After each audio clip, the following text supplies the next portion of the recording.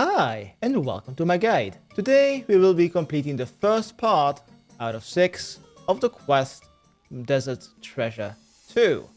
The quest requirements are Below Ice Mountain, Desert Treasure 1, Anacro's Lament, Garden of Death, Secrets of the North, Temple of the Eye, and the mini-quest His Faithful Servants. Stat requirements are 60 runecrafting, 60 construction, 62 herb lore, 70 thieving, as well as 75 magic and fire making. Items needed: a minimum of 3 air, 2 fire, 8 death, 4 water, 2 soul, 2 blood, and 16 chaos runes, as well as being on the ancient spellbook. That is a requirement to enter the ancient vault.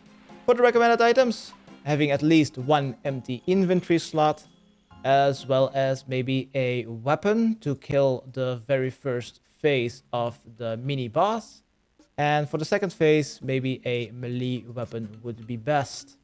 And because it's technically a fight, you could bring some combat boosting potions, some food, and definitely use protect from melee. And if you have protect from melee, you basically take 0 damage during this fight. For the teleports of part 1, I'm going to be bringing along 1 teleport to Presten, which is an additional soul rune and 2 law runes, and 1 teleport to the dig site, but this is not required. You could also simply run 20 seconds up north. And then after the first part out of 6 is completed, 1 teleport to any bank to prepare for any of the 4 bosses of your choosing.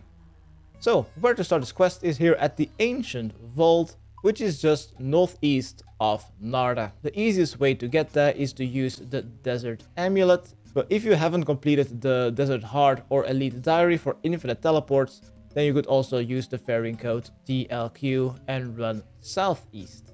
Once you're here at the vault, enter it and press 1 to start the quest.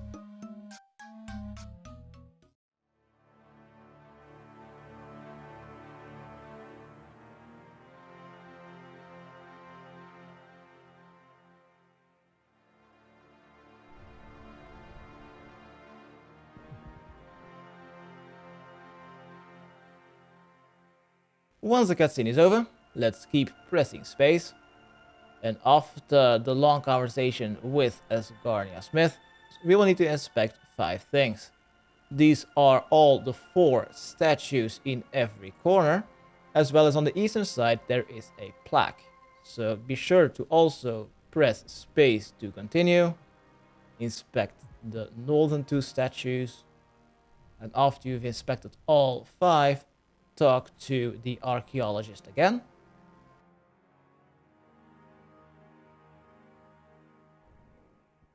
And afterwards, he will suggest you to go to the exam center. And there is a dig site exam center teleport, which is called Presten. Use that teleport and go east and enter the exam center. In there, we will need to talk to Tero Belando.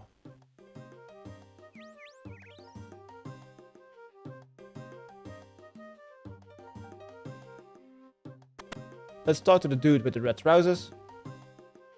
And after speaking to him, we will need to make our way to the dig site. I'm gonna be using a dig site teleport, but you could also simply run north. If you use a dig site teleport scroll, simply run east. If you use a pendant, then go southeast. We'll need to make our way to the most eastern excavation.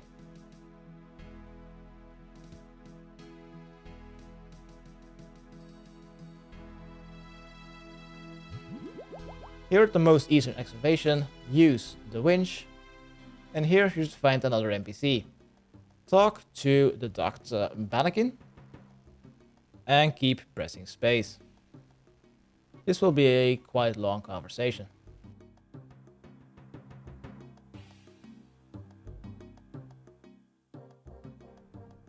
After this conversation is over, we will need to search the crate up north to find a pickaxe. And with that pickaxe, we will be able to mine the rocks just next to the doctor.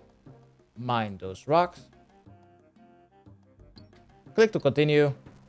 Keep pressing space until the conversation is over.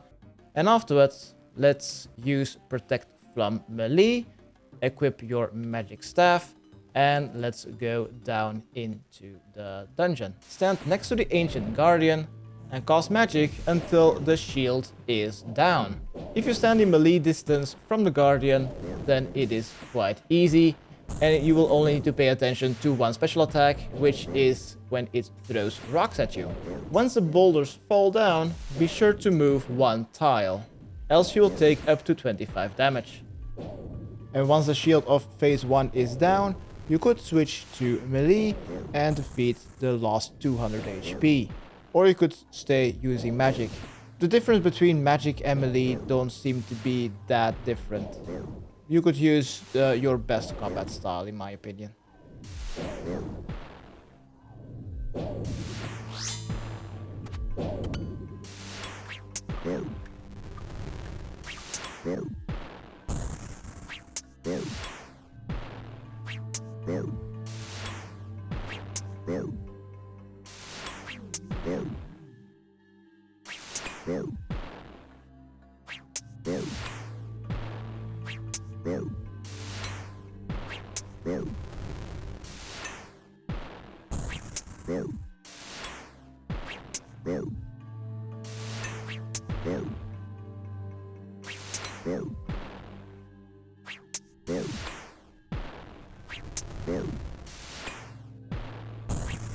Once the ancient golem has been defeated, there will be another cutscene of the archaeologist or the doctor also going down into the dungeon.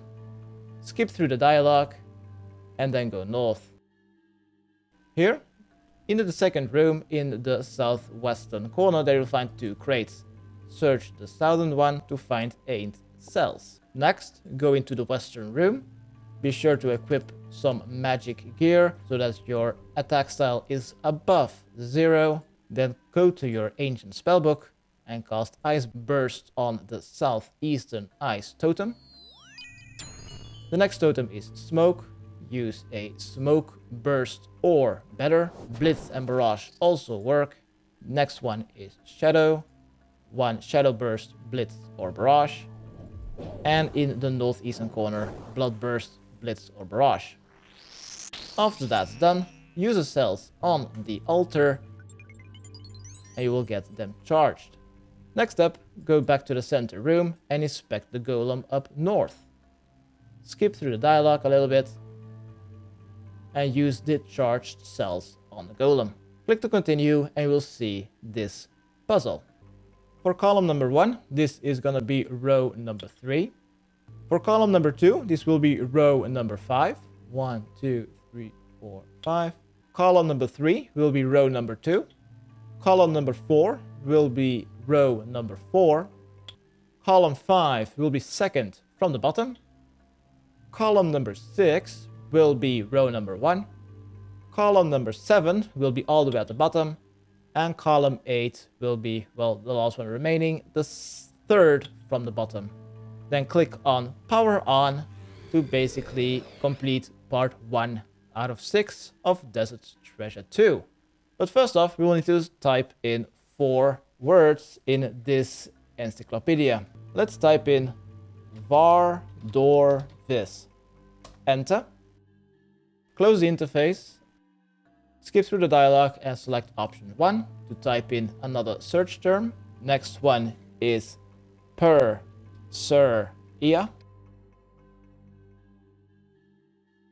Close the interface. Do another search term. Next one is Sucellus. Close the interface. Skip through the dialogue and do another search term. The final one is Whisperer. And those are all the 4 different bosses that we will need to defeat during this quest, similar to once you have searched through the 6 mirrors during the Desert Treasure 1 quest. So similar to Desert Treasure 1, you can now defeat all the 4 bosses in any order of your liking. So let's first go to any bank, maybe Ferox, to restore our stats, and prepare for any boss of your liking.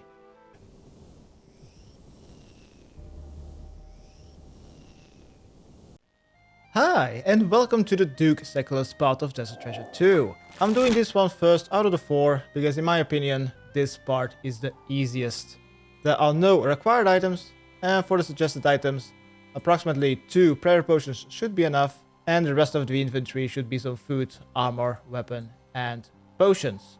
For the armor, I suggest you to bring along as much melee strength bonus as possible, and some prayer bonus will always be helpful.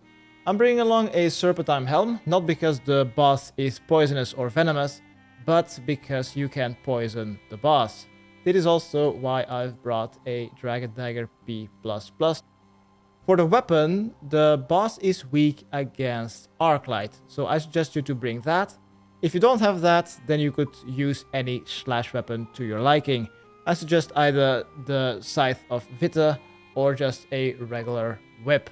For the teleports, to Vice, you could use a simple Icy Basalt teleport, but if you don't have access to those, you could also take the boat next to the fair ring north of Releka and take the boat next to Larry. That will take you to Vice. Then after we have done the big puzzle, one teleportation method to a bank to prepare for the boss fight if there is a need to.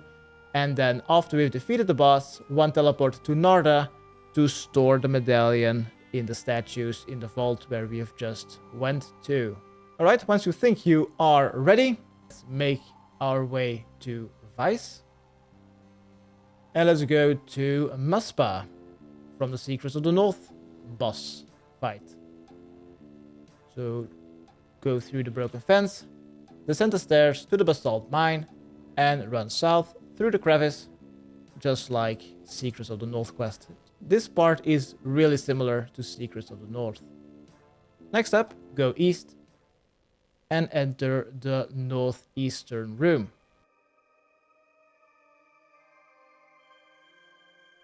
Open the door and go north. And try to enter the heavy door. Keep pressing space until the conversation is over, and then enter the heavy door again. And you'll enter the Ghorrock prison.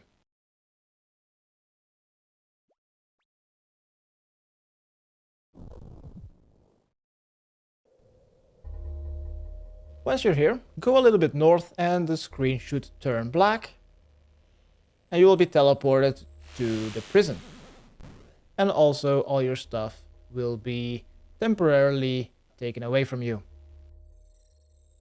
Once you're here in prison, just 2 tiles north of you there should find a inspect that hole in the wall and should speak to a mysterious stranger. Keep pressing space. Then search the skeleton just next to you. Read the letter. Then search the bucket. Keep pressing space. Then inspect the hole again to trade the knife for a chisel. Then use a chisel on the bed. Press space for a lockpick. Then inspect the wall. And you will put the lockpick in that very small hole. And the assassin will free you from the prison. Once the conversation is over, we will need to go north.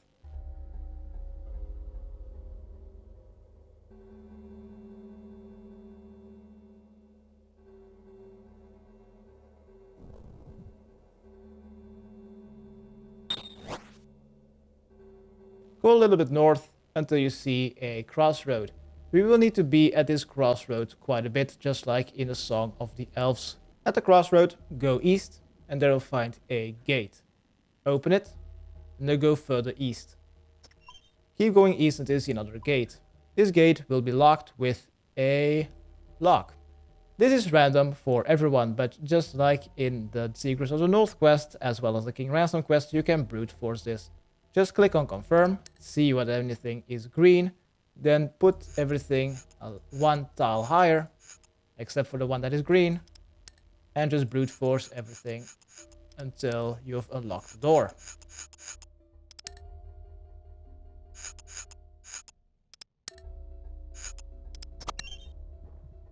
Next, continue going east, not north, go east, and follow the path until you can't go any further.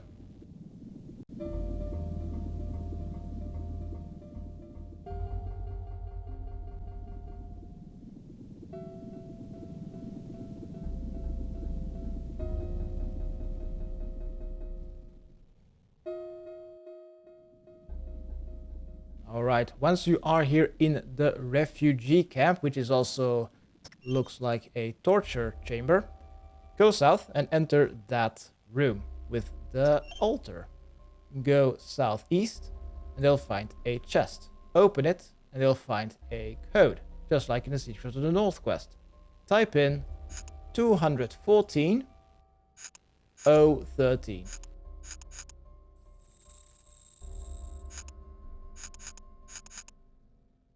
Confirm and you will get the sapphire key. Next up, go to the northwestern corner and you'll find a crate. Search it for some rations. This is a stamina potion and some food. Next up, go north and go through the northern gate.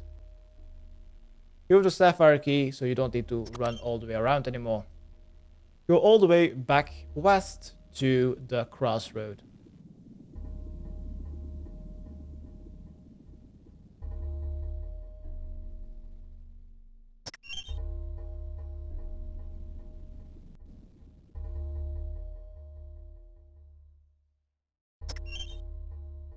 Just keep going west. Here at the crossroad, go north and go up the stairs. Eat some rations for a stamina potion dose. Be sure to use rations as your stamina potion dose.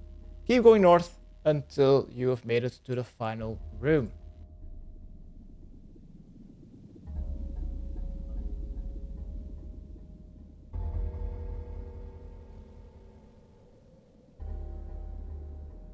Open that gate and here you'll find 25 chests. Go all the way to the most western line and open the center chest. Attempt to open the chest and then type in lies. L-I-E-S.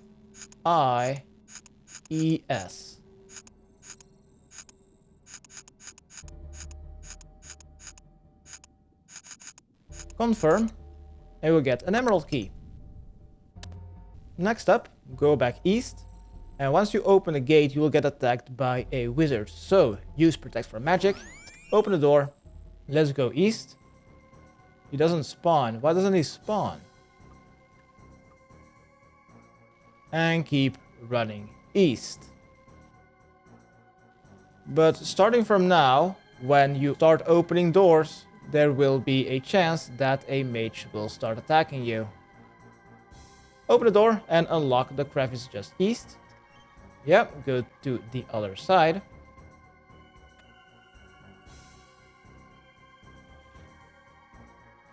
Next up, open the door and go south. Open the southern gate and they'll find a room full of beds. Search the most southeastern chest. And the code is the same for everyone. It is up, then right, left, down, and then right, up. Confirm, and you'll get a ruby key. Next up, let's open the emerald gate, use Protect from Magic. Let's go back south, and follow the path westward. Keep going west until you've made it back to the main crossroad. Here's the mage, use Protect from Magic. Keep going west. Yeah, keep going west until you've made it back to the crossroad.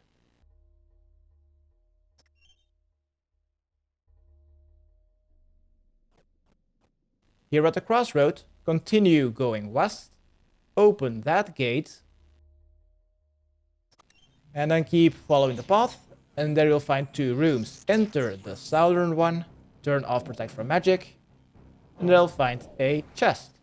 Open the chest, and the solution to this chest is Wrath.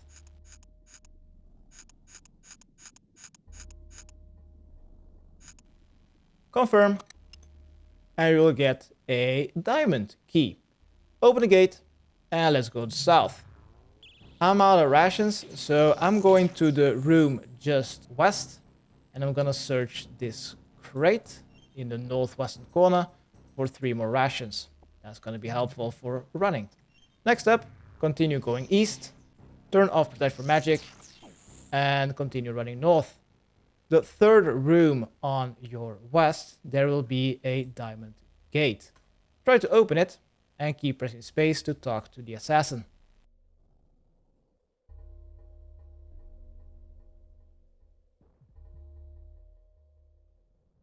After the conversation is over, open the gate again and then search a chest inside of this prison and you will get all of your stuff back. Maybe use a ration before you do so, so you can have your 100% run energy. Open the chest and you'll have all of your stuff back. Oh, your stamina potion dose is also gone. Alright, once you have your stuff back, let's exit the prison and talk to the assassin again. This time, he will teleport away.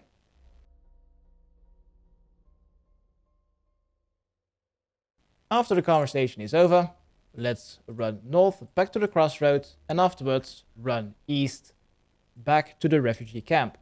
In the refugee camp, we will need to be using Protect from Magic for 2 minutes straight, as well as avoiding smoke attacks and killing 1 HP illusions. So keep going east, open 2 gates, keep going east, and then open the first door to your south, and you're back in the refugee camp.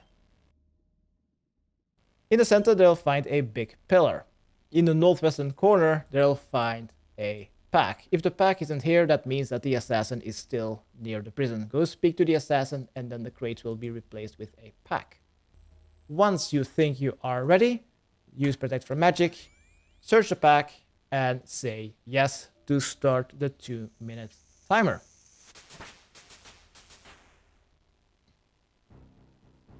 I like to stay just up north and just wait. You just need to, do nothing.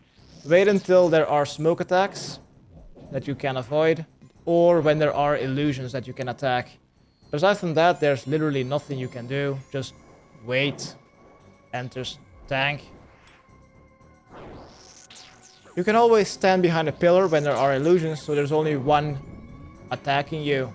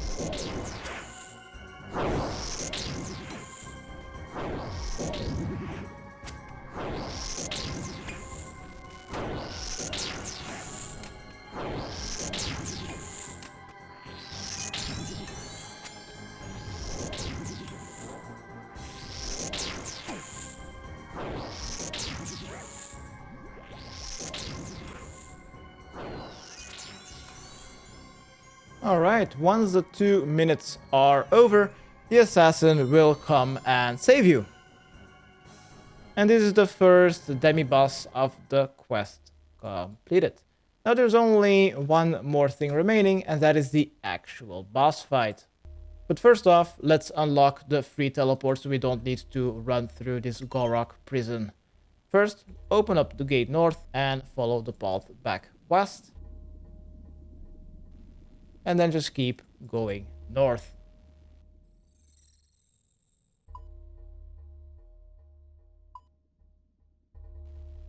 Open the gate going east. Then take the first path going north. and keep going north until you see the dragon stone door. Open that and climb down the stairs.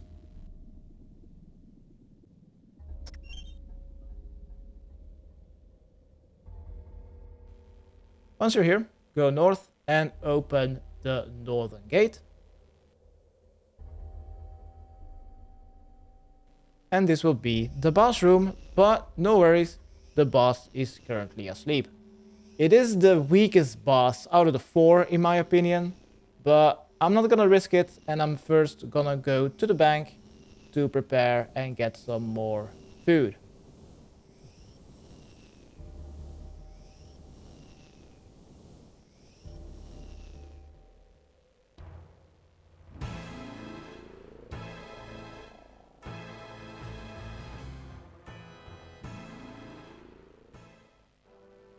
So here at the bank, what you can deposit is your stamina potion.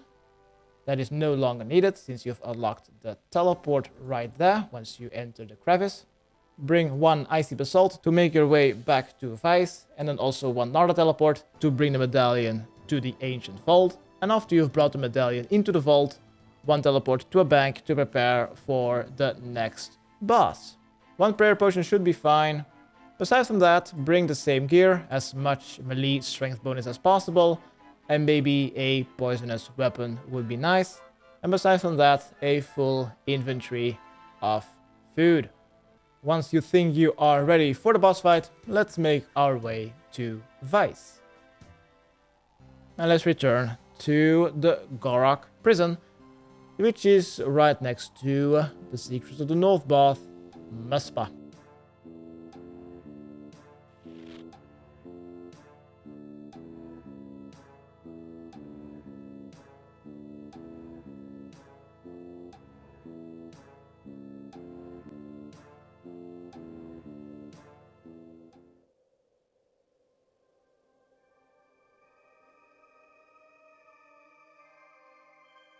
Right, once you have made it back to the northeastern room and you have entered the heavy door, you'll be teleported to the boss room. And you've skipped the entire Ghorrock prison. Right, let's open up the gate and enter the boss room. First off, to wake up the boss, we will need to make 2 kind of poisons. Therefore, we will need to have some inventory space. I'm just gonna be having 3 empty inventory slots, that should be enough. You'll see some circular shades. Do not stand on those, because then you will be stunned as well as take approximately 10 to 20 damage. First up, go west of the entrance and they'll find a pestilent mortar on the wall. Take it, and then go a little bit west, but watch out for the shades. Next up, stand next to the first extremity and wait until they start beaming their lights. But still pay attention to the shades, do not stand on those. Once you've made it across, let's pick up some elder mushrooms and then grind them with your pestilent mortar until you have at least 12 in your inventory crushed. You either get 5 or 6 depending on your herbal level. Once you have above 12, go stand next to the first extremity and wait until it fires its beam of light. And then make your way back. Don't stay on the... God damn it. The shades.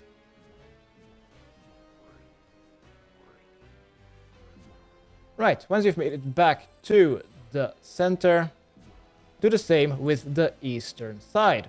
Watch out for the shades, stay as close as possible to the extremities, wait until all 3 of them has shown their beam of light, and just pass through them. And watch out for the shades. Next up, pick up the Musca shrooms.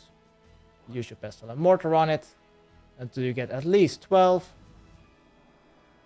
and then make your way back. But watch out for the shades as well as the beams of light.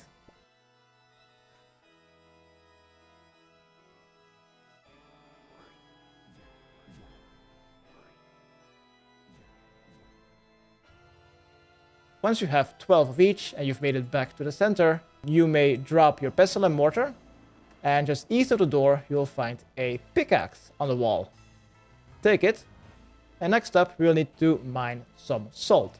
They are in the center of the center area. Watch out for the vents. They must not be fuming poisonous gas. Wait until they stop shooting poisonous gas and then mine any salt deposit. The western or the eastern one, doesn't matter.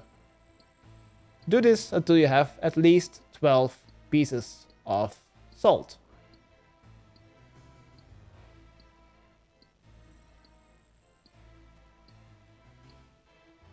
Once you have 12, wait until the vents stop fuming and go back to the entrance.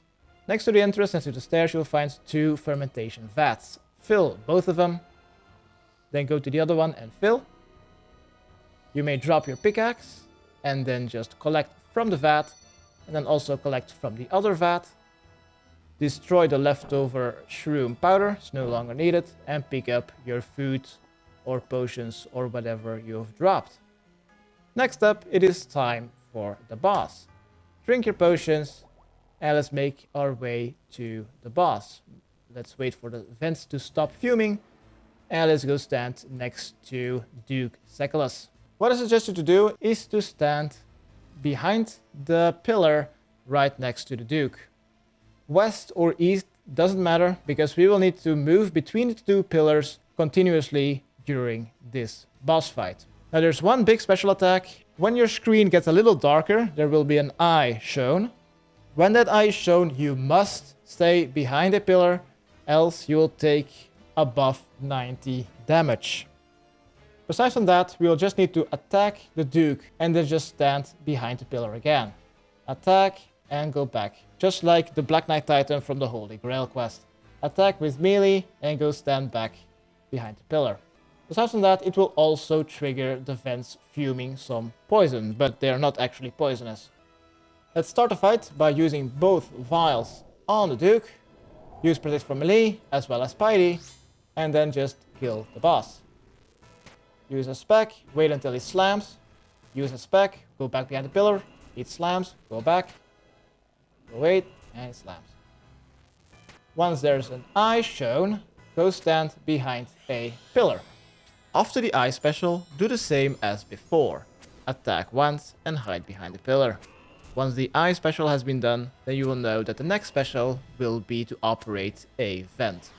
Once you see the green sludge, go as fast as possible to the other side. And at the other side, do the same thing. Attack once, hide behind the pillar to avoid the slam attack, and then attack again. Do this until the boss is defeated.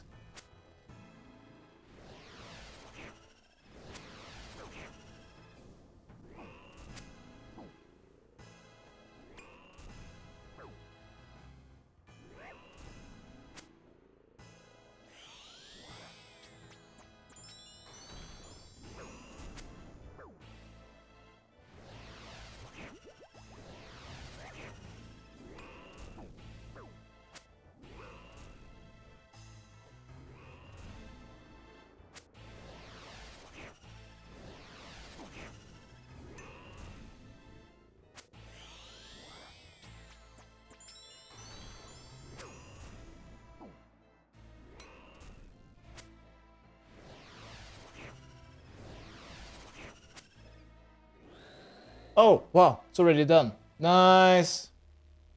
Be sure to pick up the odd key. Next up, go south and open the southern gate. Next up, let's go west.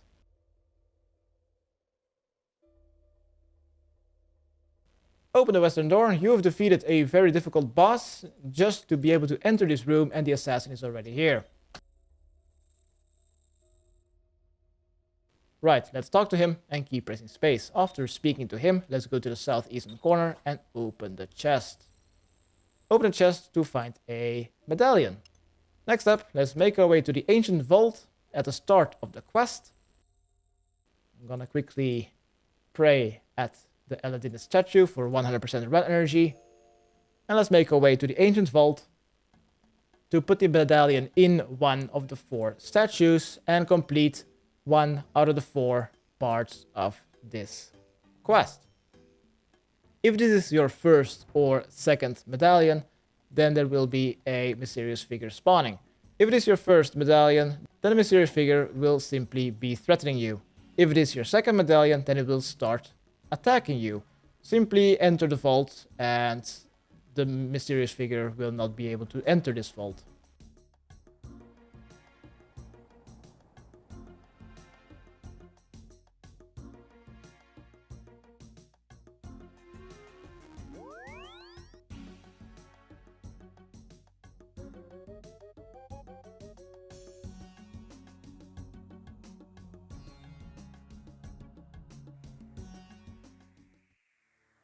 Right.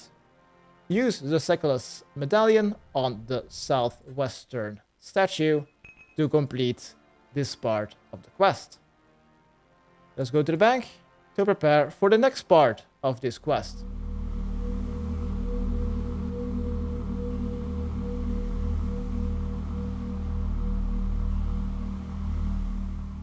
Hi, and welcome to the Vardorvis part of Desert Treasure 2. And this part of the quest can easily be split in 3 sections. For the first section, I recommend you to bring along 1 stamina potion, as well as a blowpipe with some decent ranged armor, as well as some decent darts. And if your range level is quite low, you could also bring along a good melee weapon instead. And also a magic rope switch and an ancient staff, so you can auto cast Ice Burst or Ice Barrage, would also be a little bit helpful. For the teleports of this part, I suggest you to bring along 1 teleport to the dig site to make our way to the starting location here, 1 teleport to Leviathan, 1 teleport to Hasidius, and then 3 teleports to either Cox or the Shasian graveyards, depending if you have the Xerix Honor teleport unlocked. I currently do not, so that's why I have the Charis Memoirs to teleport myself to the Shasian graveyard. The second section is to kill Vardorvis. To be able to defeat him, we should need a scythe, a fang or a whip, with some high strength bonus gear, a zombie thrall, and maybe a BGS would also be helpful. And then for the third section of this part, I would also suggest you to bring along 1 additional stamina potion, an anti-venom, some ranged gear, as well as a decent crossbow with diamond bolts. A skeleton thrall if you have those, as well as a BGS would also be helpful. So, where to start this part is here at the dig site. Here at the most eastern dig, there you'll find the NPC called Elissa from the Golem quest. Let's talk to her and select option 3.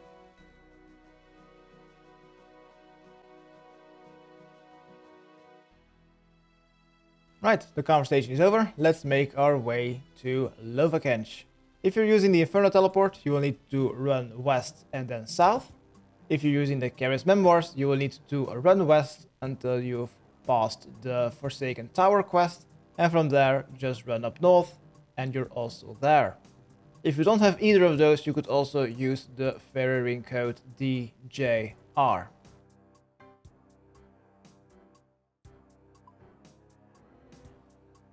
Once you've made it to the Burning Man, let's talk to Abaris. And after speaking to him, we will need to make our way to Hasidius. You could use the Charis Memoirs, or you could use the Xerix Talisman, or you could simply run there. Let's teleport to Glade and run north. We will now need to make our way to the most northeastern house of Hasidius. That is the estate agent, but we will need to go to the house just south of it. So the northeastern house, just south of it, enter that house, and in the northeastern corner, search that desk for 2 items.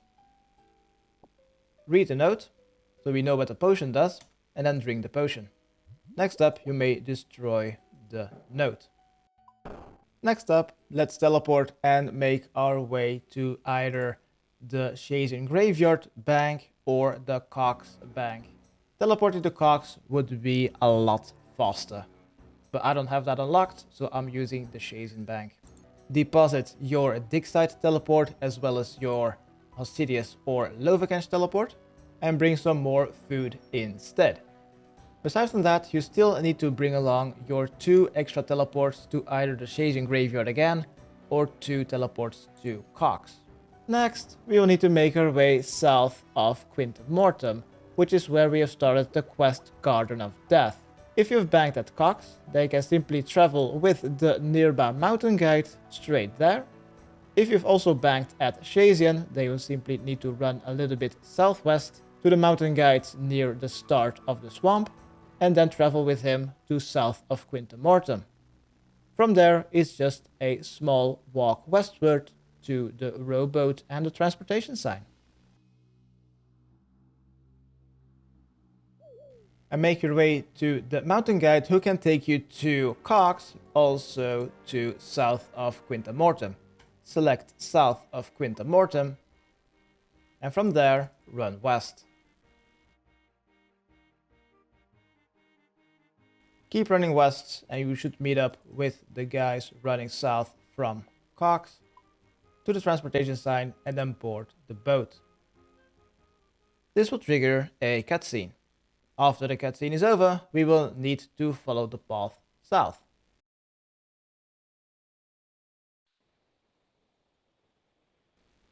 The rocks should still be here, I think, yeah.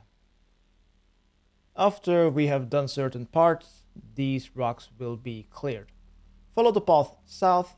You will also see a healthy option in top left corner. Try to keep following the path south and ignoring all of these strangles.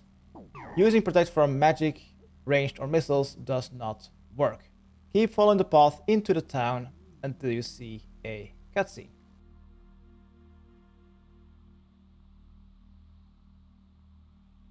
As you can see in the cutscene, you have just treaded over some tendrils.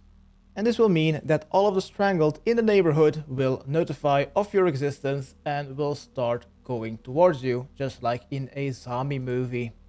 Let's first off skip through the dialogue, and next up we will need to defend this level 64 character, just like in the 8 of the Myarchy quest.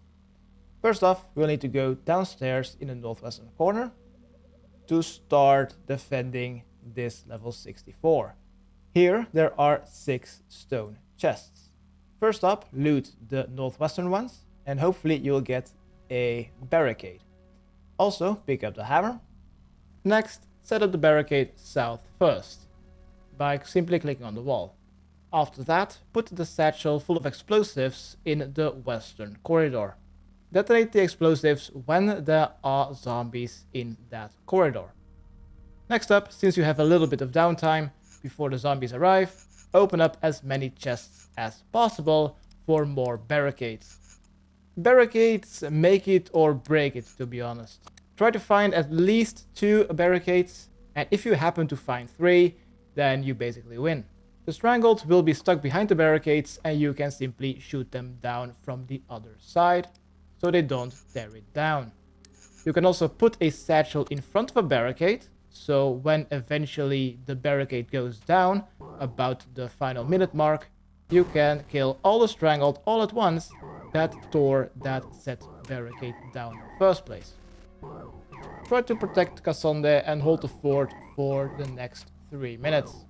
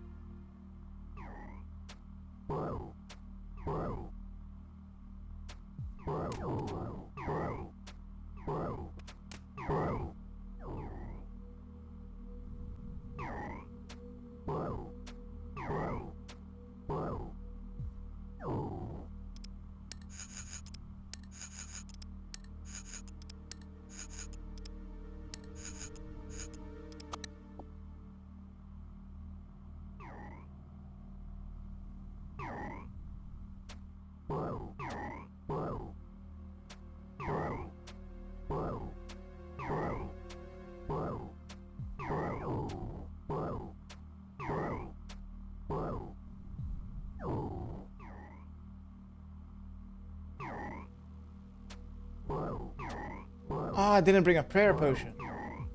Ah, that was so lame of me.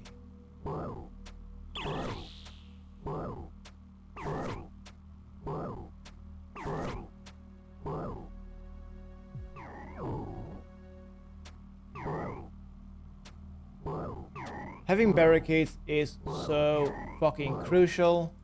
The satchels are nice to explode some zombies when they come close, but when you have barricades, it makes it so much easier.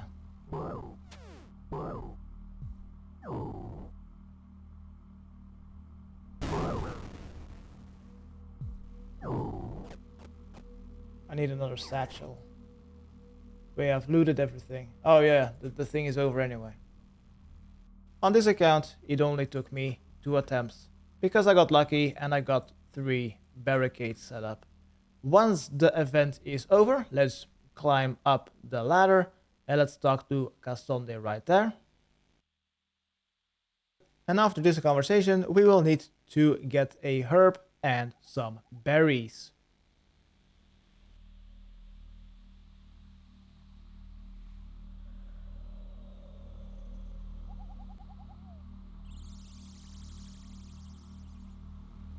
So let's maybe heal up.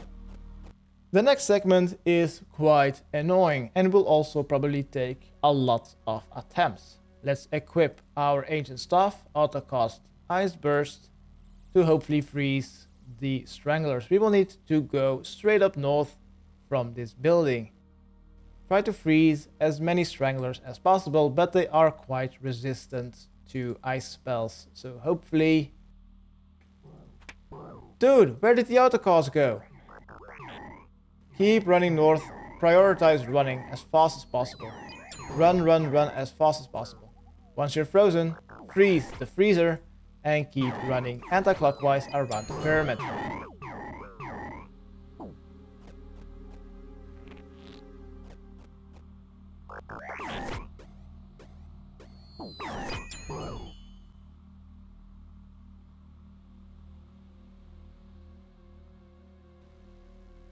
Here in this corner, you will find the herb.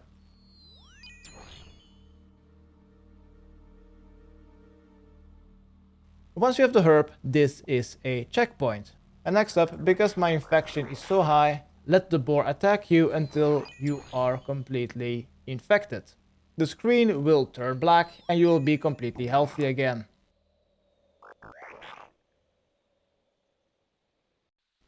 After you're completely healthy, let's run south, but turn your camera a bit to not stand on any of the tendrils. This will be a big problem as every zombie will be alerted and going towards you. Try to freeze the lone stranglers so they can't attack you and notify the others. Keep going south until you see some walls. Hug the walls and keep following the path southwest. I just stepped on some tendrils, I'm fucked. Yeah, okay. Move, move, move, move, move, move, move. Keep going south until you see some walls. Hug the walls and keep following the path southwest. Cross the bridge.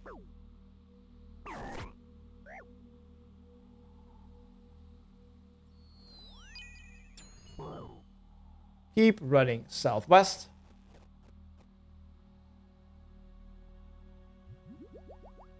Keep running southwest. And then in the southwestern corner, south of this stuff, you will find a Guardian bush. Pick up some berries. And same as before, get strangled with 100% inspection, with 100% infection to get healthy again. Once everything is reset, freeze the links maybe, and then make your way back northeast. Freeze the lone strangler if you can. They're very resistant to ice spells.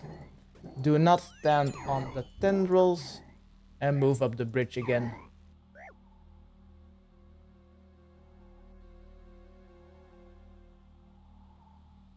Next up, once you've crossed the bridge, hug the northern side of the wall and keep running east. Keep running east. Keep running east. Keep running east until you've made it back to the hideout at the start. Once you're frozen, freeze the freezes.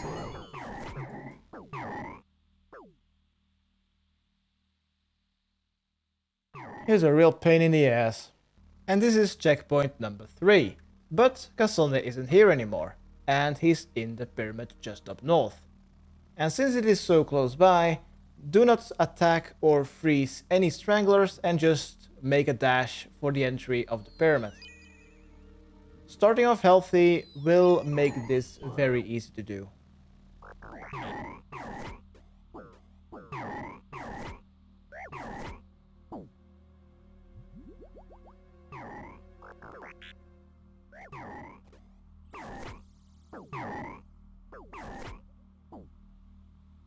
And enter the entry into the pyramid, and there I'll find 2 more stranglers attacking Kasonde. Kill these 2.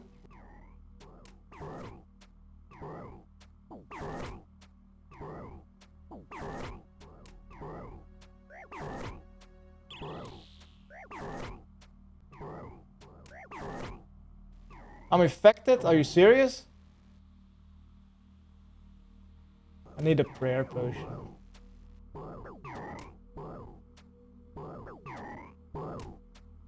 Once the last strangled is dead, let's talk to Kasonde, and he should give you a unfinished potion. Use the herb and the berries on it, and once you drink this potion, the stranglers will no longer be able to freeze you. They will still attack you, but you will no longer be infected or affected by their attacks. After we have drank this potion, it is time for the Vardorvis boss fight. So, let's make our way to any bank to prepare for this boss fight. I'm gonna be using the Chasian bank. If you have the Cox bank, that would be faster.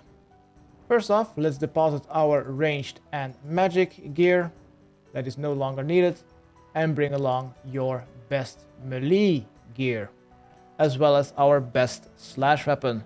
This could be a tentacle whip, a regular whip, a Osmanthus fang, or a scythe, depending on your budget. Let's also set up our quick prayers to protect from melee as well as piety. If you want to swap spellbooks, you could bring along a zombie thrall, and as for the spec weapon, I'm gonna be using a DDS. A BGS would be way better, but I can't afford one, so I'm using a simple DDS. Is there an altar near here? Yes. Gonna quickly use the Chasian altar to save up on prayer potion doses. I'm gonna be also bringing along 1 emergency teleport if you know you're not gonna be making it. Then after the boss fight is over, 1 teleportation method back to Cox or the Chasian bank to prepare for the 3rd and the final section after we've defeated the boss. 1 prayer, a combat potion, and half a stamina potion should be enough. Besides from that, bring some good food.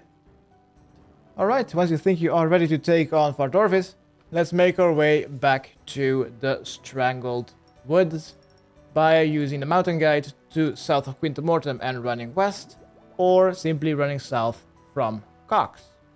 On the way there, I could immediately explain the boss's mechanics. The area will have 8 pillars. I suggest you to stand between any of 2 pillars. Do not stand in a corner, because those ones will have more axes flying towards or starting from them. It will also have icy tiles that you will need to avoid before the spikes will come out, and as I said before, there will also be flying axes that you will need to pay attention to. Use protect from melee at all times, unless there is a blue dart going towards you, and that means that you will need to use protect from missiles, else your protect melee will be turned off and you will get screwed over.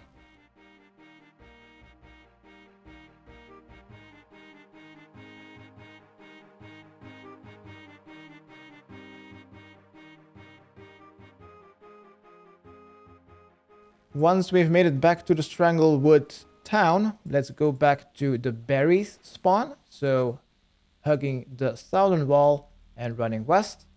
Keep going west until the path goes south and cross the bridge.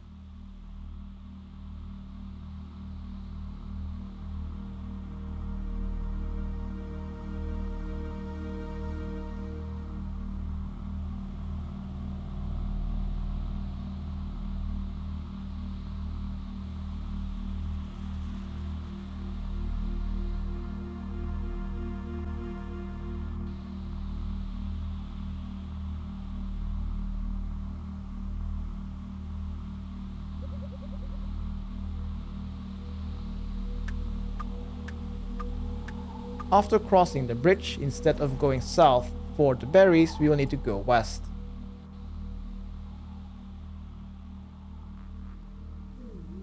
Keep going west until the path goes north after crossing the bridge. And keep going north until we have made it to the northwestern side of this area. And there is the boss area.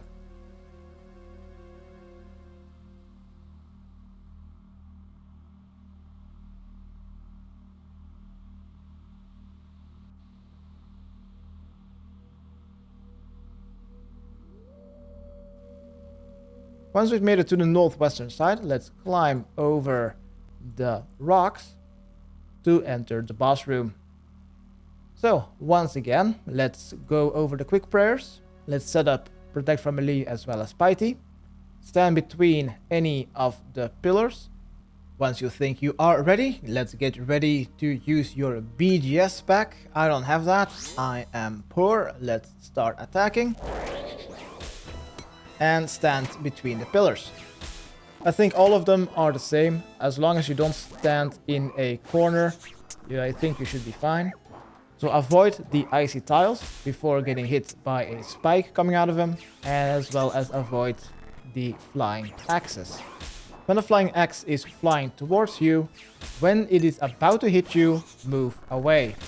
When a flying axe is going to start going from here, just immediately move away. And when there's a blue dart coming from a strange flower looking thing, then you must immediately use Protect from Missiles before it will turn off your Protect from Melee and you will take massive damage. And the final special attack is when there are some blood clots. The amount will range between 3 and 8. You'll simply need to click on all of them as fast as possible and you will take no damage from that special attack.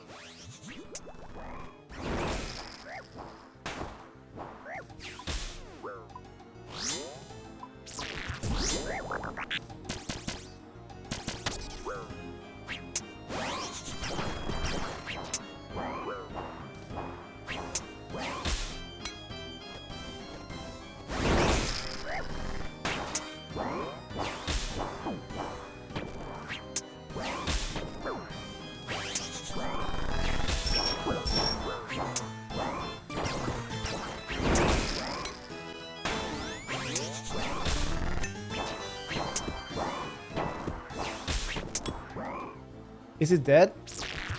I'm actually doing it?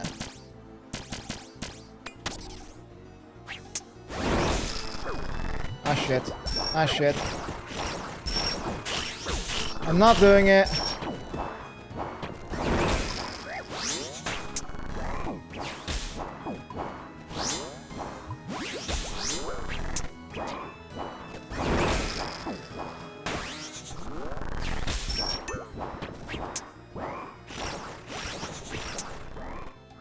I did it! Yes! Holy fuck. Once you have killed the dude, pick up the temple key and we will need to bring this to the temple where we've drank our potions which made our immune to the strangled infections, which is just here. But in this temple we will need to fight the second boss of this part. So let's first make our way to any bank. Yeah, I'm just gonna go to Shazian again. Gonna first go to the church to recharge my prayer and gonna heal up at the bank.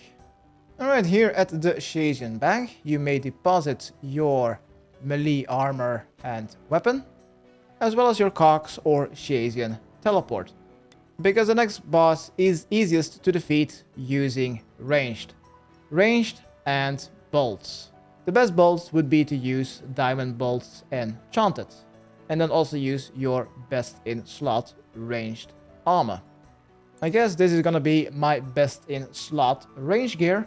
And as for the helm, usually I would wear my archer helm, but the boss also has a chance to venom you, so that is why I'm using a serpentine helm. If you don't have that, you could also bring along a couple of antidotes or a anti-venom potion. You'll also need to kite the boss around the temple, the pyramid boss room, So bring along a full stamina potion as well as a full prayer potion. Do not use a blowpipe. I've tested it on another account and the blowpipe has too short of an attack range. A crossbow with diamond bolts is the best way to go. As for the spec weapon, the best one is once again the Bandos God Sword, but since I don't have that, I'm not gonna be bringing a spec weapon. And then also one emergency teleport, and as well as one teleport away from the ancient vault in the desert to do the next part of this quest.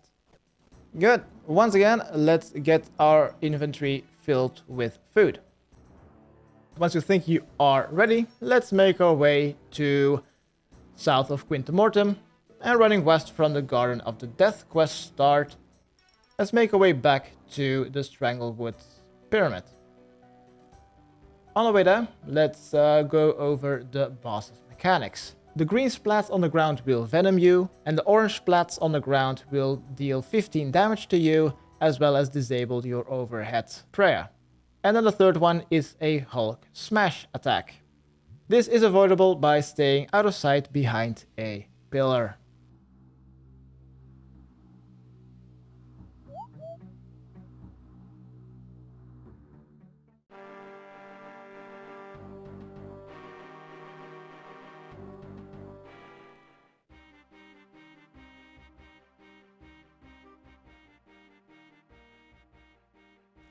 Once you've made it back from the Cox Bank or the Shajin Bank, let's board the rowboat to go to the Stranglewood.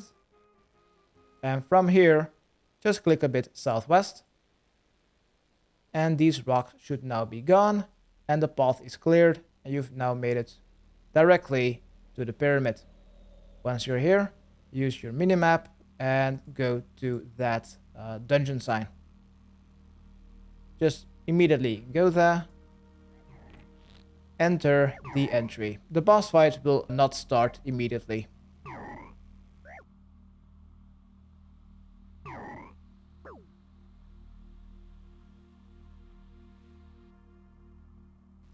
So here we will find one NPC, Kasonde. First off, we will need to change our quick prayers to Eagle Eye and Protect from Ranged.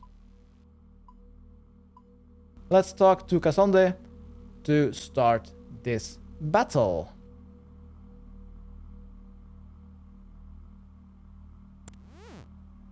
What we basically need to do is run around the room constantly while attacking Kasonde.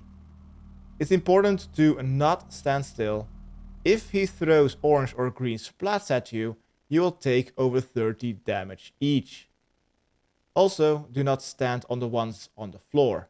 The orange ones will deal 20 damage and remove your protection from missiles, and the green ones gets you venomed. And when you see a Hulk smash animation, then quickly go behind a pillar to avoid taking over 30 damage as well. But most importantly, keep moving.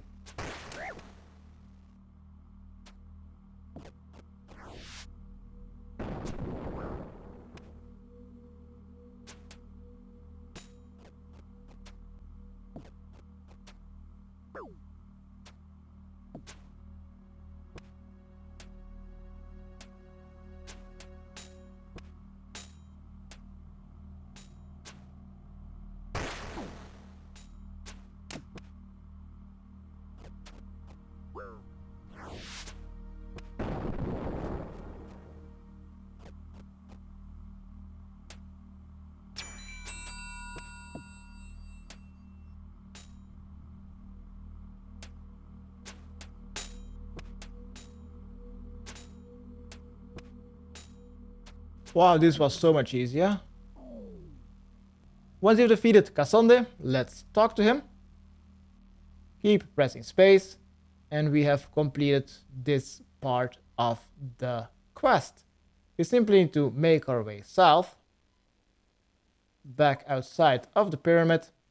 We need to make our way to the barricade just southeast, the very first building where we went.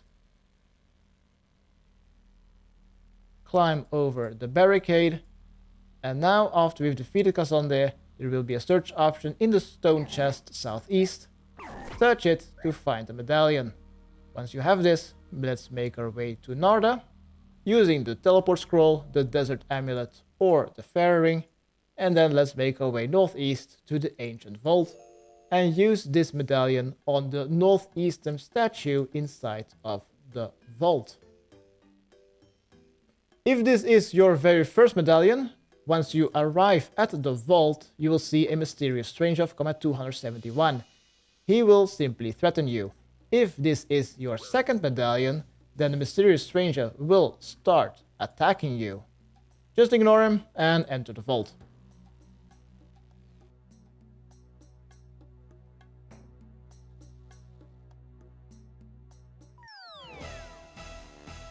Right, once we are here, the northeastern statue, put it inside, and that is 2 out of 4 done. Let's teleport to any bank to prepare for the next part of the quest.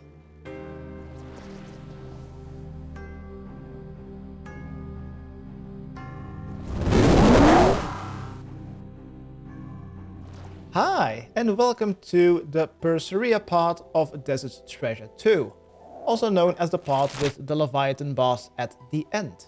This part can be split into 2 sections, the puzzle section and then the Leviathan boss section. First off, we will need to complete 3 puzzles. To do these puzzles, we will need a good weapon to kill various demons. You could use an arc light, but you could also simply use a whip with your best strength gear.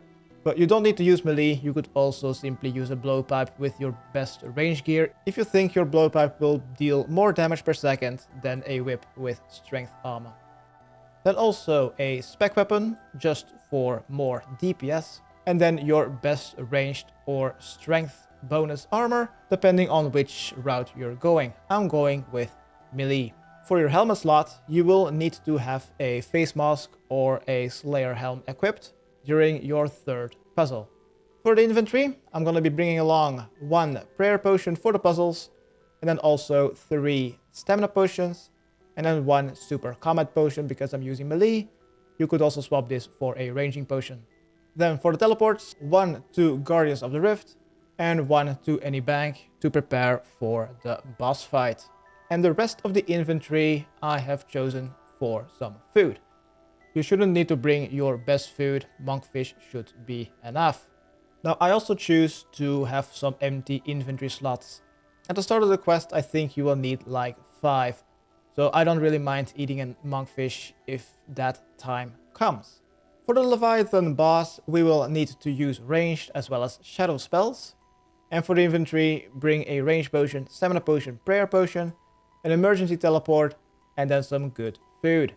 And for the final 20%, when you can deal extra damage, you could bring a dark bow with dragon arrows or a blowpipe. More on that just before the boss fight. Let's first start the puzzles. Let's make our way to the Guardians of the Rift. You can simply go there by going to the basement of the Wizard's Tower, and right in front of the entrance you'll find the Cataclysmic Guardian. Let's talk to it and select option 1 to enter the rift.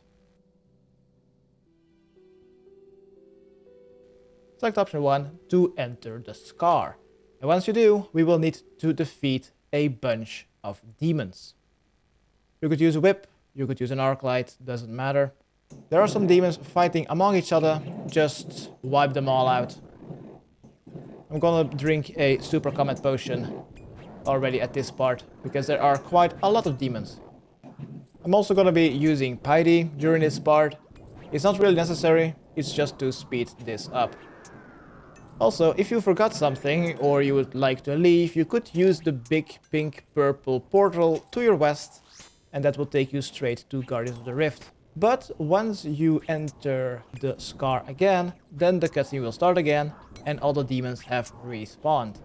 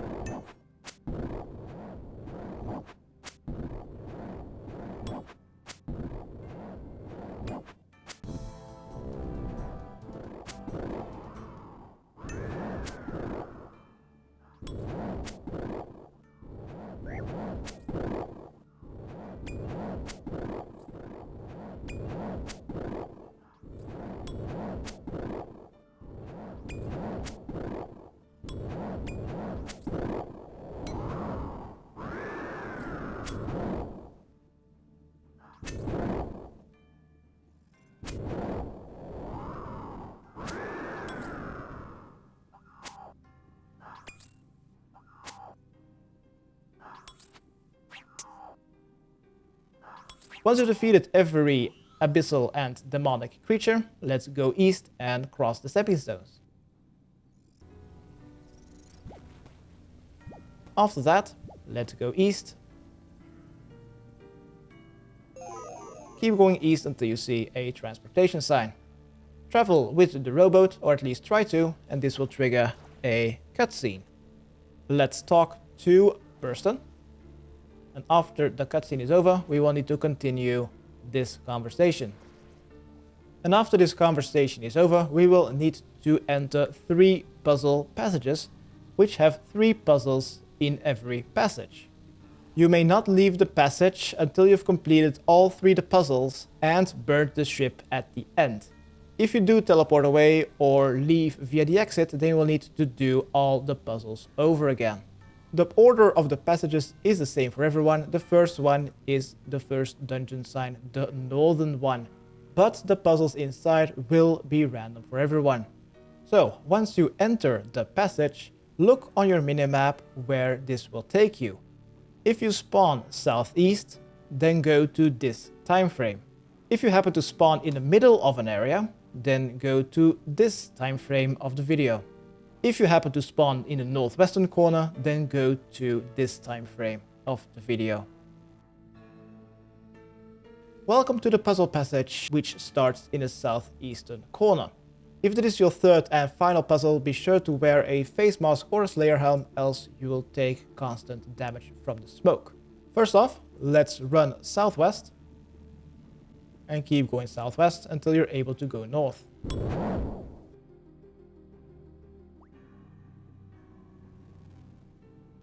Once you're able to go north, do so, and then you'll see a gate sign. That is where the first puzzle is. And in this puzzle, we will need to hit some abyssal accents to make them go to their corresponding terminal. Be sure to watch out for the shadows on the ground, else you will take up to 15 damage each. Right, let's enter the passage. Stand east of the cosmic accent and then hit it. Then stand north of it and hit it south. Next, go north. And the next one is a nature one. Stand east of it and push it west. Then stand north of it and push it south.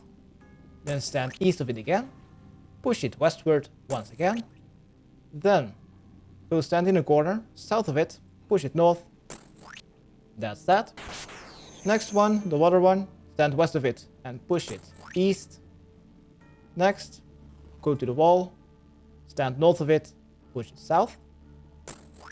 Then stand east of it again. And push it westward. And once again to the next rock.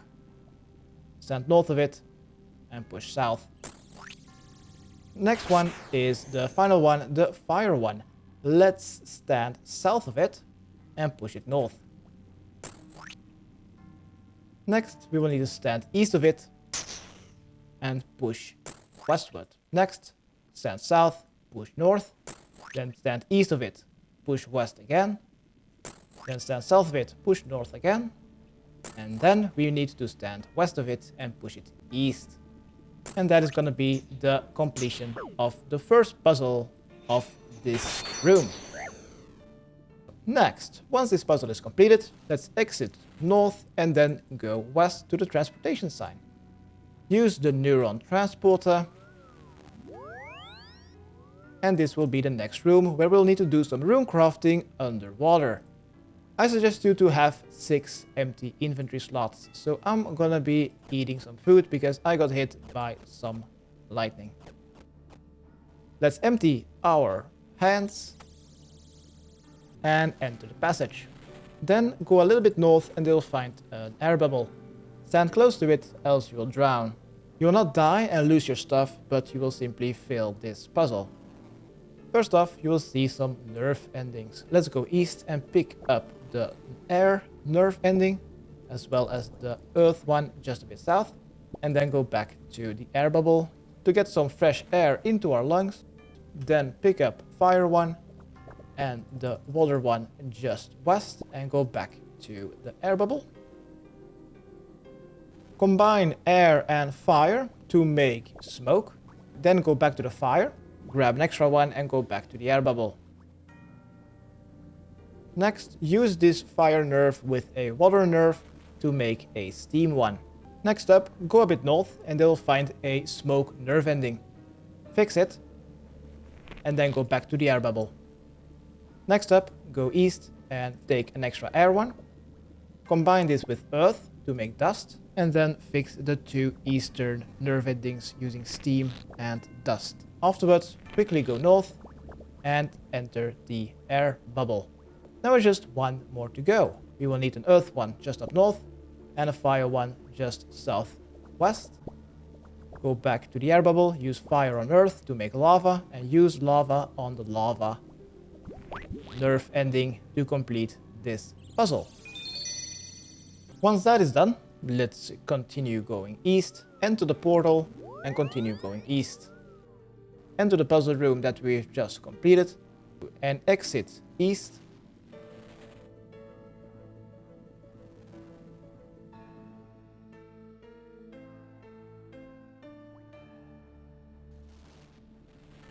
From here, go south until you see another transportation sign. Go towards that neural transporter, teleporter, and use it. Then head east to the final puzzle. This one is a quite simple one. Just equip your best in slot armor, use Spidey or Eagle Eye, and kill the imps as fast as possible. Once the 4 imps have been defeated, all the 4 demons of Combat 39 in the center will have their protection prayers turned off. Now you can simply kill them. You may ignore the hellhounds and the spawned lesser demons. They are simply trying to distract you. Kill the Combat 39s only, and once done, the puzzle will be completed.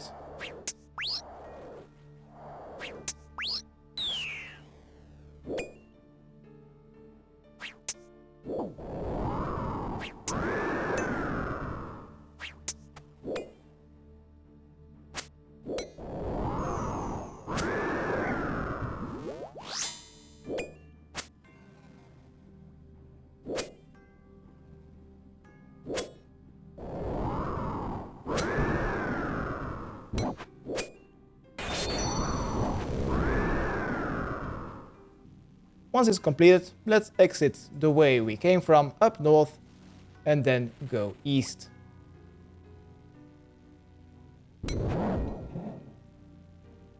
Keep going east and enter the northeastern corner room.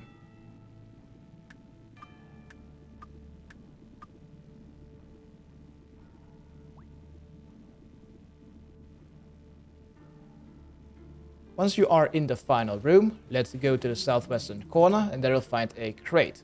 Search it for a tinderbox. Then 4 tiles east of you, they'll find a skeleton. Search it for some gunpowder, I think. Then go to the southeastern corner. They'll find another skeleton. Search it. And then go to the northwestern corner, where you just came from. And near the entrance, they'll find a chest. Open the chest to find a tablet. Read the tablet. Then close the interface and go east. In the center of the shipwreck, click to burn it, and this will be this puzzle passage completed.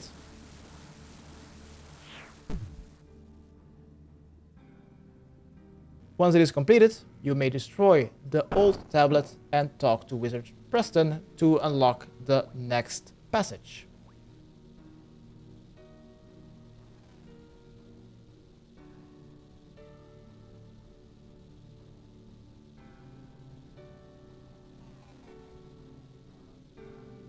Once you've spoken to Presten and she will have unlocked the second passage, this will be the most southern passage. Open it and see which puzzle this is, where you will be taken. Welcome to the puzzle passage, where the entrance is in the middle of the area. In my opinion, this is also one of the easier ones. First off, let's go east, and there you'll already find a gate sign. Go towards it, and that is the first puzzle room. Empty our hands And next to the passage, you will find a chest. Search it and you will find some scraps. This is the equivalent of a monkfish, a stamina potion dose, as well as a prayer potion dose.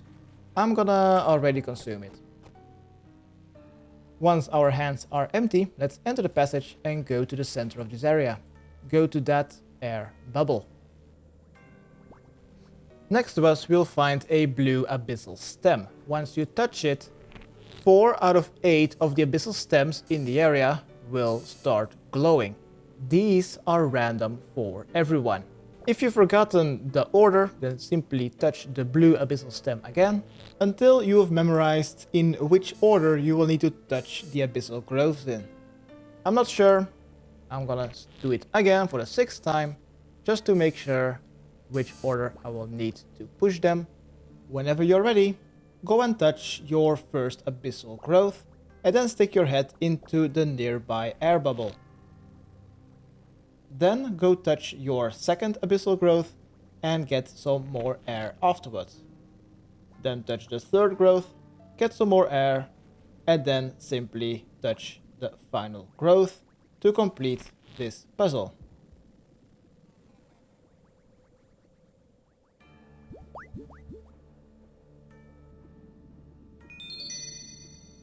Next up, let's go south and play some tower defense. There's not much to it. Use Spidey, use a super comet potion, and kill all the incoming hellhounds and greater demons. Be sure to use your special attack weapon as well for some extra DPS.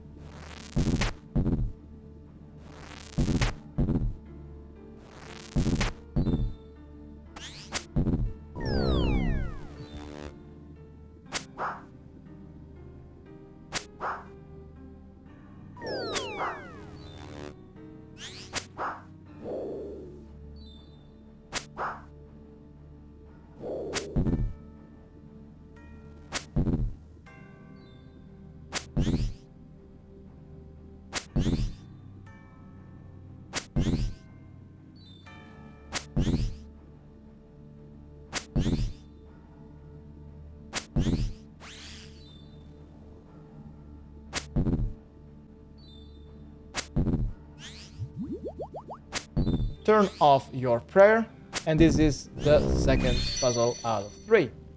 First off, I want some more scraps, so I'm gonna enter the eastern passage, gonna go to the northeastern corner and search that chest. Once I have this, go back the way you came from.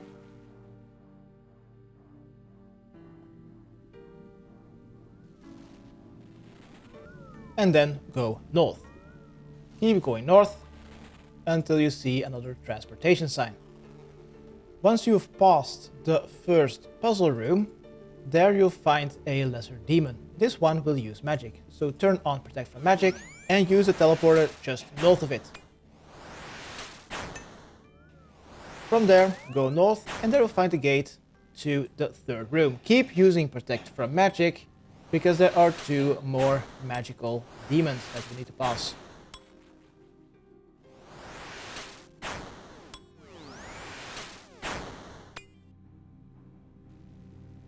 Alright, once we're here, I've already used some run energy and prayer, so I'm gonna be using those scarred scraps. And let's enter this puzzle room. In this room, we will find 1 light leech. Take lure. And now we just need to wait 6 seconds until the weak light leech will have its illuminating lure back on it. Then take 1 more lure. If you fail, try again. And now we just need to wait 6 more seconds. While waiting, we could use it on the damaged growth in the southern corner. Take the light again. Then use the next lure on the western one. The order doesn't matter. And next, I'm just gonna be waiting until the final one. Yes, take the final light. No, don't fail. Take the final light. Take it, damn it. Dude, my thieving sucks. Right, go to the eastern and the northern damaged growth and repair the final two. And what we will now need to do is kill 3 Crimson Sanguinis Thief Sphera. Use any weapon to your liking. Also, use Protect from Magic when doing so.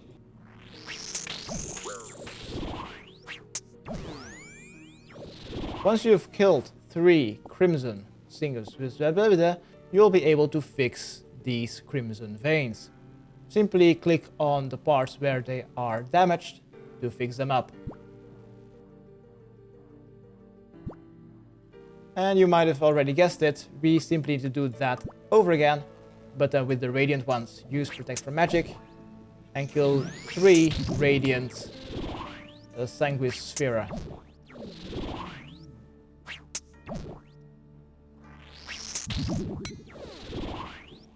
And use the Radiant Goo stuff, fiber, and fix up that vein as well. Where is the final hole? There in the corner. And once we've done this, that is already this passage of puzzles completed. Let's exit the way we came from, just south. Let's go south, back to the portal, and use Protect from Magic on our way there.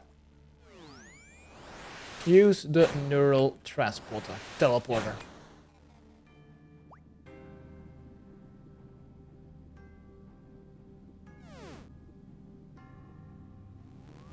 Once we're here, let's simply go east to the final room.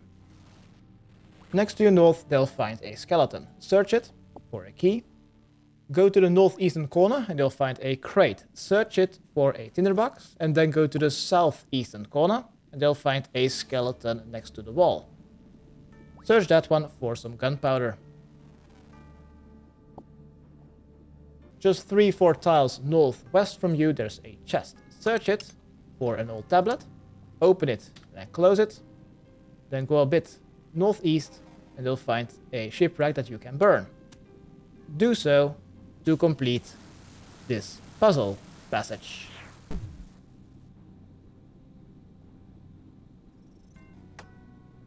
Next up, destroy the damn tablet and talk to Presten to unlock the next passage.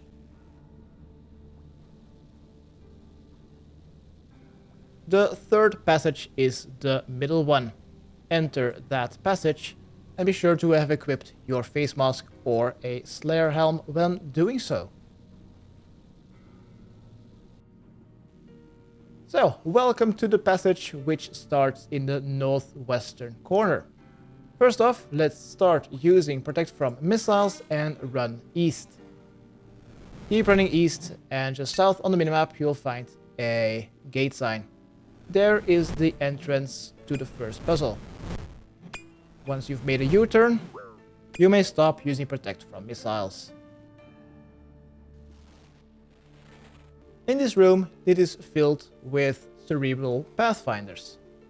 You can stand on these tiles next to them, but if you happen to misclick and stand next to them, they will take damage, the puzzle will reset, and you will have to do everything over again. The goal is to make our way to the southeastern corner. So first off, let's stand north of the first cerebral pathfinder and then move it. Then follow the pathfinder going south until the first one, which is just east. Next one, also push it east. And follow the pathfinder until you're able to stand on the orange one just east. Stand on the eastern side of this orange pathfinder because the orange ones will move the other way you've hit them. I want them to move east, so I'm gonna stand east and then hit them. Once done that, simply walk slowly to the next pathfinder just south. Once we've done that, stand north of the blue one, push it, then quickly go southeast to the next orange pathfinder. We want this one to go south, so let's stand south, move it, and after it has moved like 2 times, we can already go to the southeastern corner to the Abyssal Tether. Destroy it to stop this electricity stuff. And let's move back to the northwestern corner to go back to the entrance. So let's make a U-turn again. Keep using predictive missiles while passing the demons.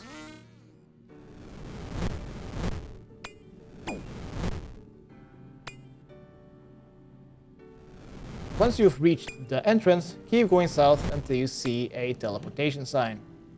Keep using predictive missiles while passing the demons. Use the neuron teleporter and then follow the path south. Follow this path to the second out of 3 rooms.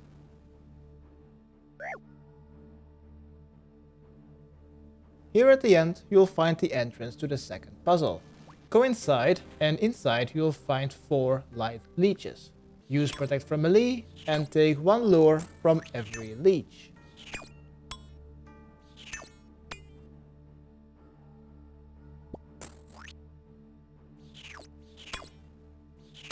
Take the lure, that's number 3, whereas number 4 is hidden in the corner.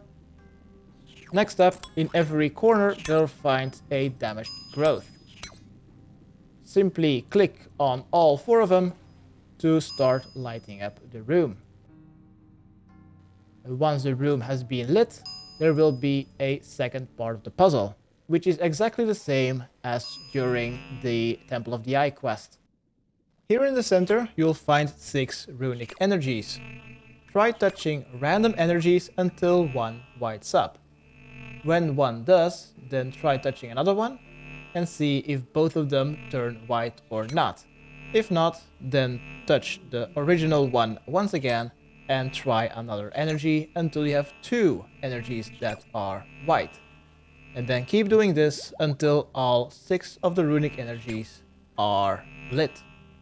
And similar to the Temple of the Eye puzzle, this is also random for everyone.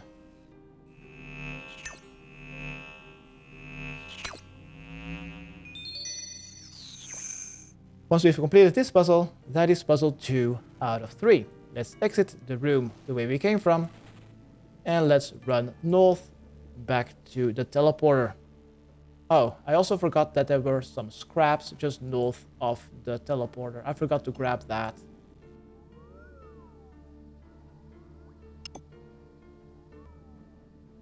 Right, let's use the teleporter, then go north and make a U-turn going west. And then just keep following this small alleyway until we've made it to the final puzzle of this passage. Use Protect from Missiles when you see a demon. Enter it, and in here you'll find some nerve endings. Let's get some 6 empty inventory slots. So I'm gonna be using up some scraps, 6 empty inventory slots. Let's first grab a nerve ending of fire and air. Use these on each other to make smoke. Then south, I'm gonna be taking mind, and east 1 from water. Use the mind on water to make blood. Use blood on smoke to make wrath. Once I have wrath, I'm gonna take 2 minds, just a bit east. Then I take an extra water, and then 1 earth. Use the 2 minds on each other to make soul, then use water on earth to make nature, and nature on soul to make cosmic. Next up, I'm gonna use 1 more water and earth to make 1 additional nature. And then finally, 1 more water and fire. Next up, go to the center of this room and you'll find a catalyst. You simply need to use the correct nerve on the correct symbol and do this until all the demons are defeated. I'm not doing Astral because that takes 5 nerfs while all the others takes less than 4. Next up, let's exit the way we came from. Use protect from missiles, go south. And then follow the path going east to the final room. In this final room, right next to us, we'll find a skeleton. Search it for gunpowder. Then go to the northwestern corner. There I'll find another skeleton. Search that. Then go to the southeastern corner. There I'll find a crate and find a tinderbox. Next up, go north and they'll find a chest. Open the chest, read the tablet, close it, and then go a bit east and burn that shipwreck. And that will be this passage completed.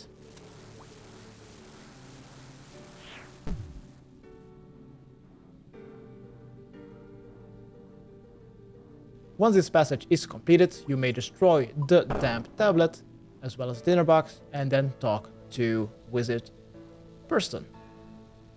Once all the 3 passages and the puzzles are completed, and we have spoken to Wizard Presten, let's go east. And now we are allowed to travel with the rowboat to the Leviathan.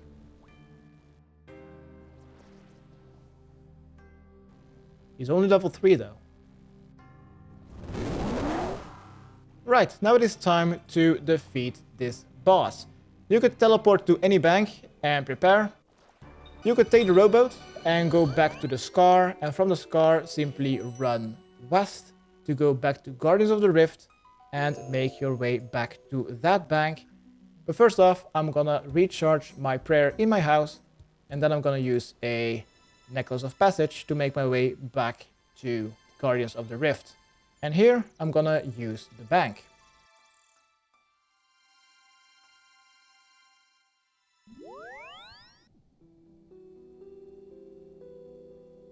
Let us bank and prepare for the boss fight against the Leviathan. Bring ranged weapons and armor only. Bring either full void, and if you don't have that, bring your best ranged strength and accuracy armor. The best main weapon is a rune or a dragon crossbow with enchanted ruby bolts, because the boss has very high hit points. And instead of switching to diamond bolts at lower HP, it is better to use a blowpipe, and maybe also bring a dark bow with dragon arrows just to use its special attack. But that's not necessary at all. What is important is to bring runes for a couple of shadow spells. Which one does not matter. I'm using Shadow Burst because the icon is bigger than Blitz, and I don't have Barrage unlocked. The remaining inventory slots should be good food. As for the teleports, bring 1 teleportation method to your POH to lure the mysterious stranger into, and then immediately teleport straight to Narda, and from Narda we can run straight to the Ancient Vault to put the medallion into the statue. Bring also 1 additional bank teleport to leave the Ancient Vault and prepare for the next part of this quest.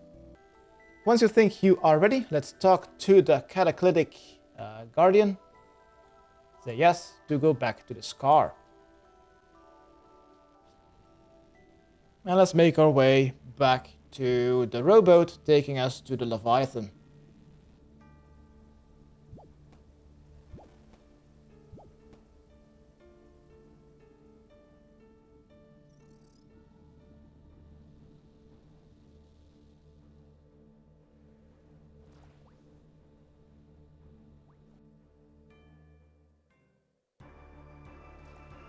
Good, once we are here at the Leviathan, here just east of us, we'll find some handholds.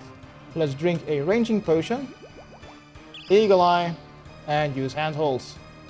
Blue balls are magic attacks, green balls are ranged, and orange balls are melee. Use the correct protection accordingly. The fight will start with the boss using 4 ranged or mage attacks slowly. Afterwards, there will be some flying boulders. At least move away one tile. Then the boss will fire 5 ranged or magic attacks, but 1 tick faster. After that, some more flying boulders and move at least 1 tile away. Then there are 6 ranged or mage attacks, also 1 tick faster. Pray correctly, and afterwards some more flying boulders, simply move away at least 1 tile. After that, there are 8 ranged or mage attacks, once again 1 tick faster than before. After that, once again some flying boulders, and then once again there will be 8 ranged or mage attacks, but also the introduction of the orange balls, which are melee attacks. After that is done, move away one tile, and then immediately after cast any shadow spell on the Leviathan. Else the next attack will be another tick faster and you will need to be tick perfect. When the boss is stunned for a couple of seconds, run around to the back and heal up while doing so. You can hit the boss from the back to deal a critical hit. So use your blowpipe or a dark bow spec. Once you've dealt a critical hit, the boss will do a debris or a lightning special. You can read in the chat box which one it is. If it is debris, then you will need to walk and make a line of falling boulders. After the 10th boulder, run behind one boulder to avoid the earthquake attack. If it is the lightning attack, then you will need to run around the boss to avoid getting hit by the lightning. You can heal up and sometimes damage the boss while running around. After one of those 2 specials are over, the boss is reset and it will start firing slowly mage or range again. Do this until the boss is below 144 HP and then the enraged phase will start. Start using your blowpipe and find the white sphere. This will be circling around the boss. You'll need to stay as close as possible to that sphere. This will reduce your incoming damage and also increase your accuracy. If you're following the white sphere, then you could use another dark bow spec if you can. If you cannot keep up with everything like me during the enraged phase, then camp protect from ranged and just simply tank the magic hits. But be sure to keep dealing the final damage.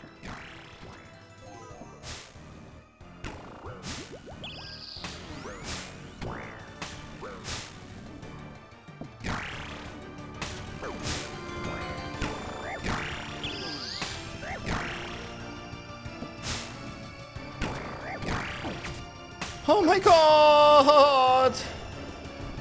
So much went wrong, so much went wrong. On my ult, I got it from the first attempt in full void.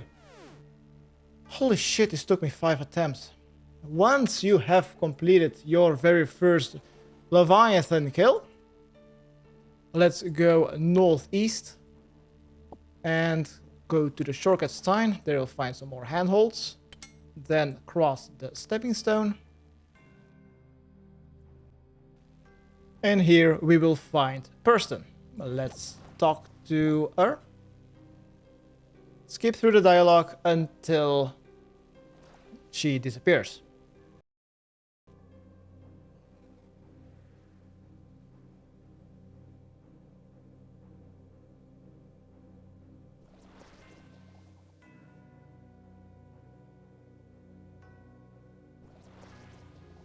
After she disappears, search the debris next to you to find the medallion.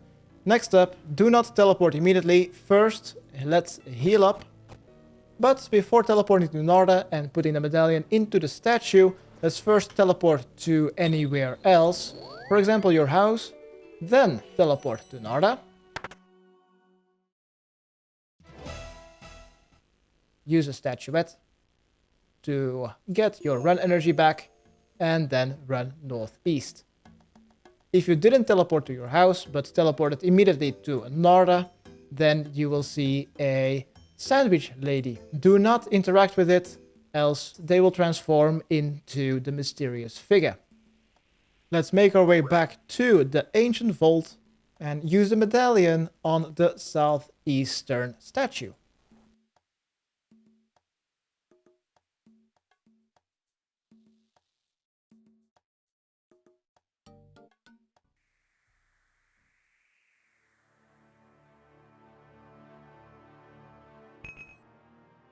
and another one bites the dust.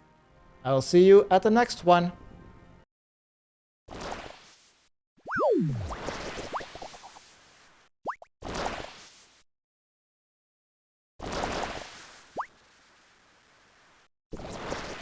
Hi, and welcome to the Whisper part of Desert Treasure 2. The required item is only a Ring of Visibility. For the recommended items, maybe bring some food if you think you are going to go insane during the puzzles, but that is going to be unlikely. Then also approximately 3 stamina potions and at least 7 empty inventory slots. For the teleports, none, except for maybe the exact amount of Lassar and Mind Alter teleports equal to the amount of failures you do at the boss. As for the boss, bring your best in slot magic ropes and staff, 3 prayer potions, 1 stamina, as well as a staff that can cast ice spells and some runes to cast ice spells, and the rest of the inventory should be some food. But that is not needed at the start of the quest because the boss room is still unlocked. Where we can unlock this boss room is here at the ruins of Kamdazal. You can simply get here by using a Mind Alter teleport and then simply run straight east, or you could use a Lassar teleport requiring 4 water and 2 law runes to teleport yourself on the top of Ice Mountain, and then simply climb down the rocks requiring 68 agility. Once you are ready for the puzzle, enter the ruins of Kamdazal and then run north.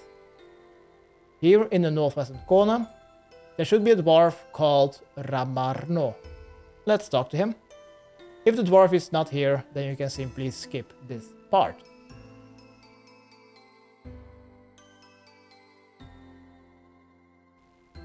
Next up, let's go north. And keep going north until you see an anvil sign. There you should find the same dwarf. Talk to him again.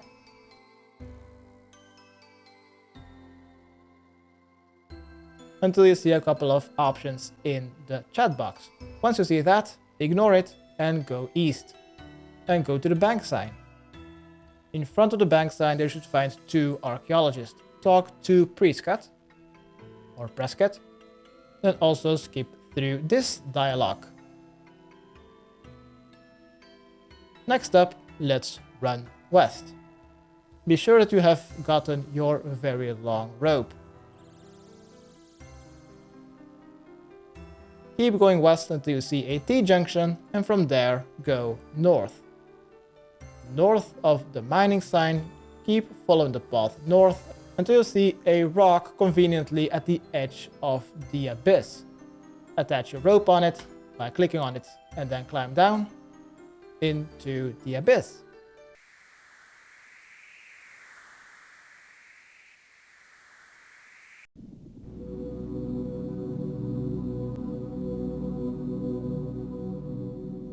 Next up, let's go a little bit southwest to the transportation sign and then click on the teleporter. Next up, go east until you see another transportation sign. Activate that one as well. From there, go south. And keep going south to the next transporter. Activate that one as well. Next, go west and go around the building and enter the building just west of the teleporter. Go inside and enter the next room. And here you should find a shadow blocker schematic. Pick it off from the barrel and then let's go around. Exit the house and then make a clockwise turn to the northwestern corner.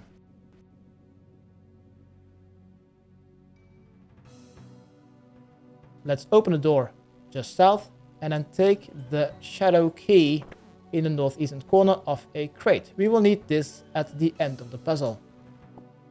Next up, let's go back south.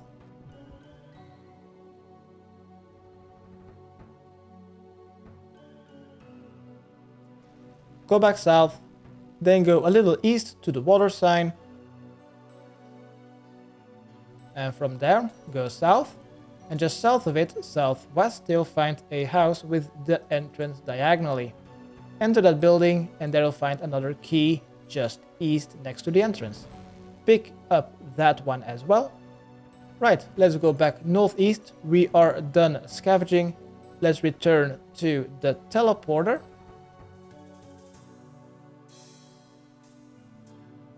And then select 2 to go to the plaza. From here, let's go east, southeast.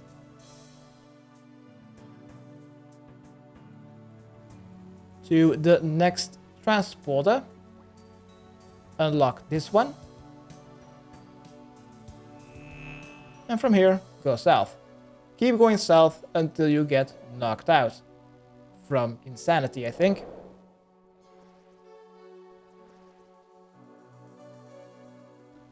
Let's talk to Ketla. And keep pressing space.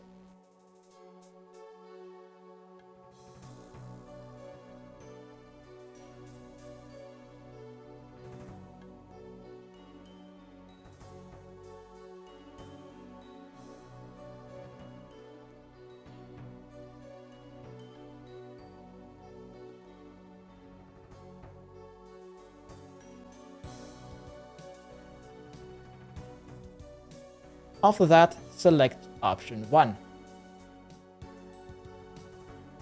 After that conversation is over, just a tile west, let's search the workbench and take it a shadow blocker. Next, let's go south of the house and you'll find another transportation sign.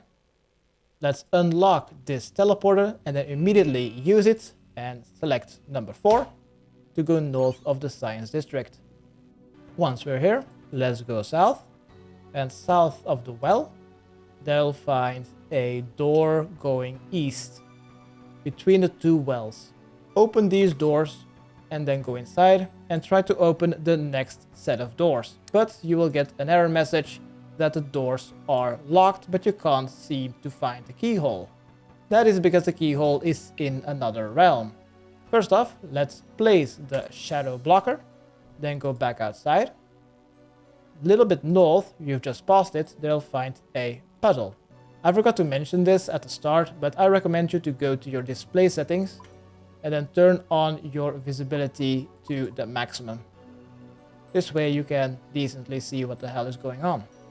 Let's use the puzzle and then make our way back to the door we have just came from. So open the door again and then try to open the next set of doors.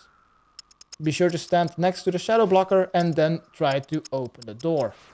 Also, welcome to the Shadow Realm. In the Shadow Realm, you will find a sanity meter, which goes down by 1 every game tick, and every ghost attack also lowers your sanity by 8, 9, or 10 every attack. But as you can see, standing next to your shadow blocker will stop you from getting insane. Do not get your sanity meter to 0, else you will hear a little screech, and then you will take at the next game tick 5 damage. Then 2 ticks later you will take 10 damage, then 2 ticks after that you will take 15 damage, then 20, 25, and so on. So keep your sanity as high as possible. Once you have unlocked the door, let's go north to the furnace, and next to it, just east, you'll find a basic shadow torch schematic. Take it and then click on your blackstone fragment to leave the shadow realm. Once you've done that, let's right click on the blackstone fragment and recall. Say yes and you will get all your stuff back, which is just a shadow blocker. Right, once we have this, let's go north to the teleporter and select number 4. Next, go north and use the basic shadow schematic on Ketla and keep pressing space. Search the workbench to find a torch. Take it, and we will need to upgrade this basic one twice. Next, let's run southeast to the building southeast of the center, a relatively big one.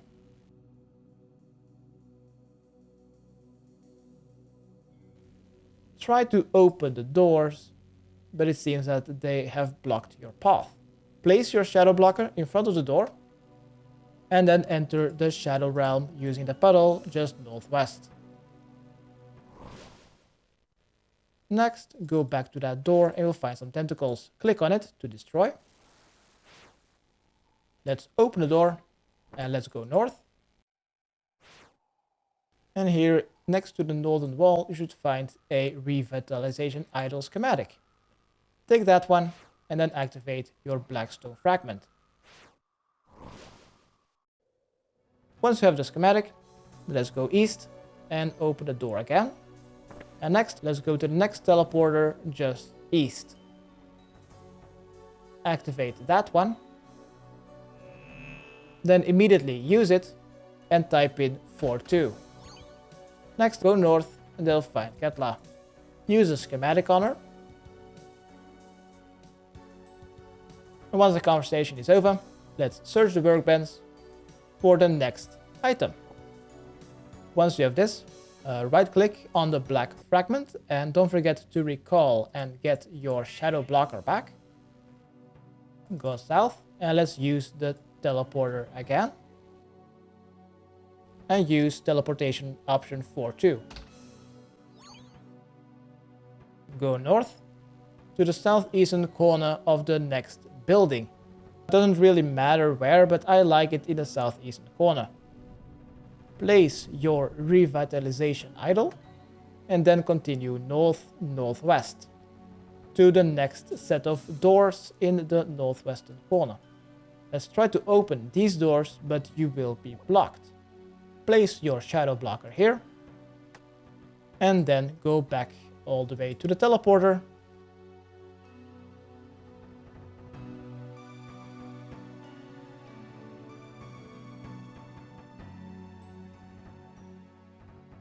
Pause it, go through the house, and then use the puddle in front of the house to enter the shadow realm.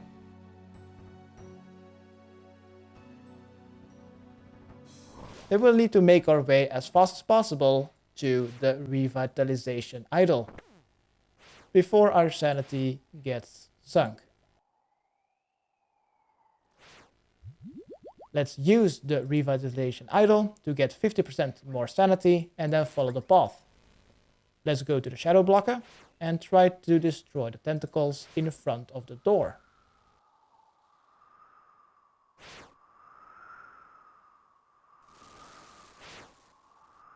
Once destroyed, enter and go to the northwestern room. Pick up the shadow key on the southeastern tile and then activate your fragment to leave the shadow realm with the key. Next up, let's run west and go to the pub just south of Ketla's location. Open the door and you'll see that the doors are locked. Let's right click and recall the blackstone fragment to get our 2 stuffs back and place the shadow blocker in front of the door. Let's run back east and enter the shadow realm. Once we are in the shadow realm, go back to the pub. Try to picklock the door while standing next to the shadow blocker.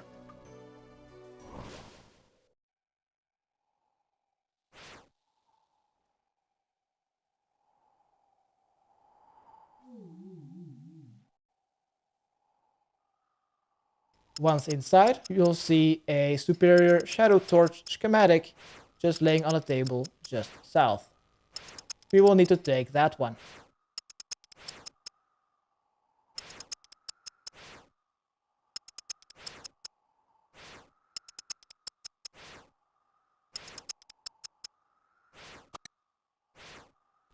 Unlock the door and take the schematic. Activate the blackstone to leave the shadow realm. Next, let's return to Ketla so she will make the superior shadow torch. Use a schematic on her and take the torch. Yeah, take it. Go south and use the teleporter. Option 4-1. Let's run south. south of the building with the 2 fountains and the 2 furnaces. South of it, they'll find the next teleporter. Also the last one. Activate that one. From here, go north and use the puddle between the 2 fountains. Go to the Shadow Realm, and from here, go west. Go back to where we've gotten our first key. Go back to the northwestern corner. And instead of going south, go north, up the stairs. You'll find a tentacle. Destroy it. Once destroyed, go to the southeastern corner of the northern part. Go north, and on the floor in the southeastern corner, they'll find the schematic. Quickly activate the fragment to leave the Shadow Realm. Once we have the next schematic, let's go northeast, use a teleporter, option 5-2. And then use a schematic on Ketla.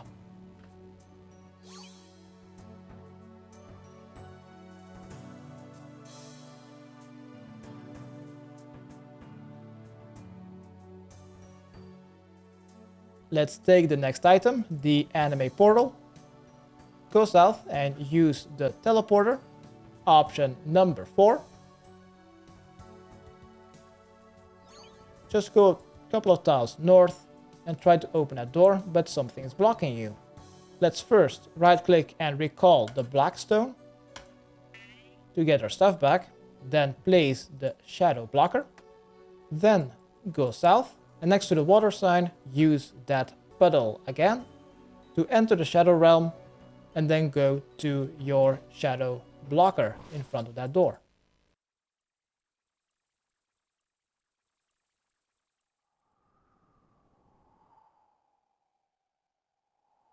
Destroy the tentacles in front of the door, then open the door, go inside, go north, follow the room to the next door on your west, open it, then close it because ghosts cannot go through doors. Go a little bit north and they'll find the next shadow key on the table. Take it and leave the Shadow Realm. Let's go back to the teleporter and select option 1 to go to the palace. Once we're here, let's go south of the big throne. Let's right click and recall the black stone to get our shadow blocker back. Here, let's go to the northwestern side. Behind the throne, they'll find a chest. Try to open it, but it is locked. Let's put our shadow blocker in front of it and then go a little bit south. Next up, we're going to be placing the revitalization idol. I'd like to place it somewhere around the southern side of the throne, here on the purple square. The next one is a little bit more important. Let's go north of the throne, and I'd like to place this somewhere around the edge of the purple square. Let's go back south and use the teleporter. Select option 1. And then a little bit south, they should find another puddle. Use it to go to the Shadow Realm. And then let's run northwest to the revitalization idol to get 50% sanity back. Also, let's look around to see that every ghost is attacking the anima portal. If so, then it is placed correctly. If not, then you will need to activate the black stone and place the anima portal somewhere else. Once we've done that, in front of the 2 big pillars, we'll find 2 braziers. Light those. Then also light south of the chest. And also light the next one north of the chest.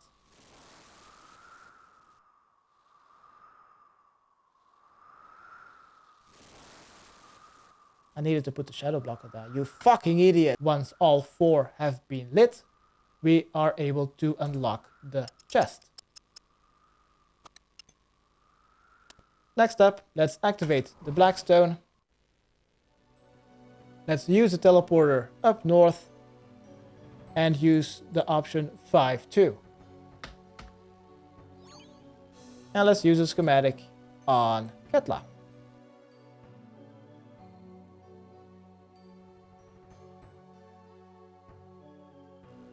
And she will say that this one is a fake. So we will need to do some more stuff.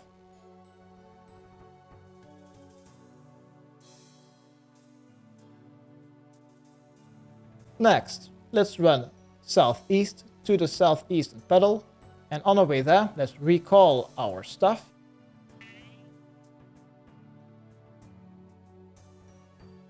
Let's use the puddle to go inside of the Shadow Realm and then go west into the pub, where we've just gotten the superior schematic from. Open the door and go north this time and go up the stairs just west behind the counter. From there, go north and enter the northern room and you'll find a remnant. Touch it and keep pressing space. After the conversation is over, activate the Blackstone to exit the Shadow Realm. Let's wait for our sanity to reach 100% and then enter the Shadow Realm again. Let's go southwest, west of the southern teleporter, and burn these tentacles. Go a little bit more west and destroy the next tentacles.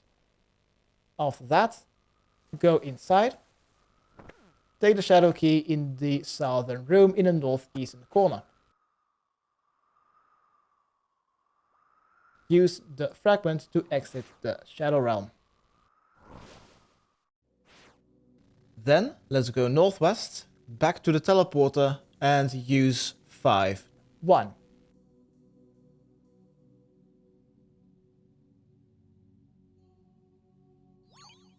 Let's run north and enter the Shadow Realm. Once entered, we will need to go back south. Let's go back to the teleporter. Just east of the teleporter, they'll find some more tentacles that we can destroy. Do so and open the door. Go inside and close the door because ghosts can't enter. Open the door again and there you should find a chest on the eastern side. Search it to find the first icon segment. Let's activate the Blackstone and then go north and use that teleporter. Use option 5 and 2. Whoops, I forgot one thing to do. Let's go back southeast to the southeastern puddle. Let's enter the Shadow Realm there and we'll need to go back southwest. Instead of going to the big house to get the key, you will also need to go enter the small house.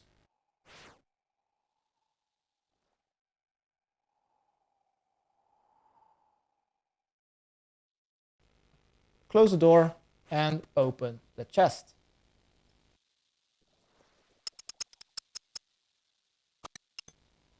Right, now we have the second icon. Let's activate the Blackstone. Use both segments on each other and now we are able to enter the drain in the center of the residential area. Let's do so to go even deeper into the abyss. We're not done here. Let's go north and open the gate. Let's go east and there we'll find a ladder. Let's go even deeper into the abyss. Let's go west and touch the ancient pillar in the center of this room.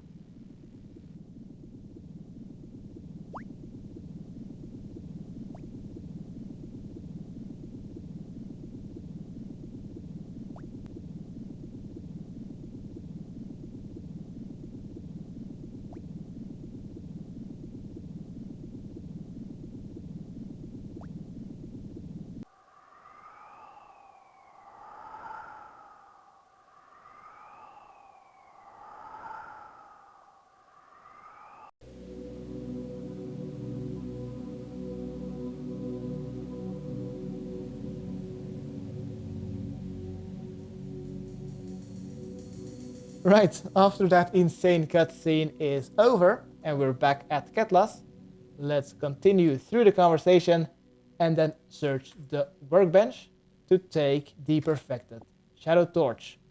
Let's run southeast and let's enter the Shadow Realm for the last time.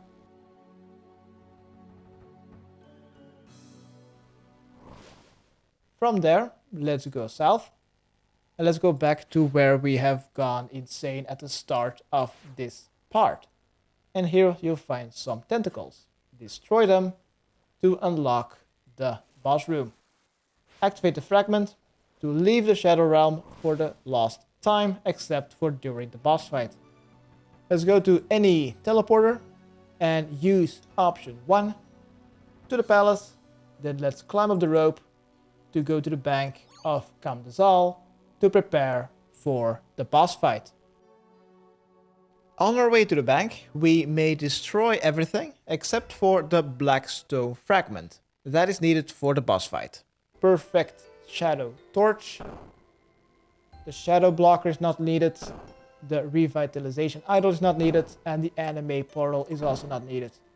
The thing that is needed is the black stone fragment. That is really important.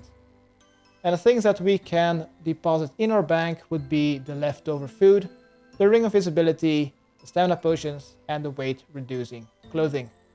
So instead, let's bring our best in slot magic staff and your best in slot magic equipment that you can afford. Then also bring 1 stamina potion and then 3 or 4 prayer potions. Then also bring some ice spells to prevent the boss from using his melee after every special attack. Then to make this easier, bring a staff which can auto-cast ice spells. And then for the rest of the inventory should be some good food. Maybe also bring some combo food like karambwans. What I'm not going to be bringing along, but sipping a dose at the bank, is going to be a battle mage potion. And if you can't afford that one, you could also drink a regular magic potion or a forgotten brew with a super defense potion. And as for the quick prayers, I'm gonna set Protect from Missiles and Mystic Might. And once you think you are ready to take on the Whisperer, let's run west. Let's make our way back to the Lassar Undercity, use the teleporter option 2 to the Cathedral, and make our way to the Sunken Cathedral in the regular world to start the boss fight.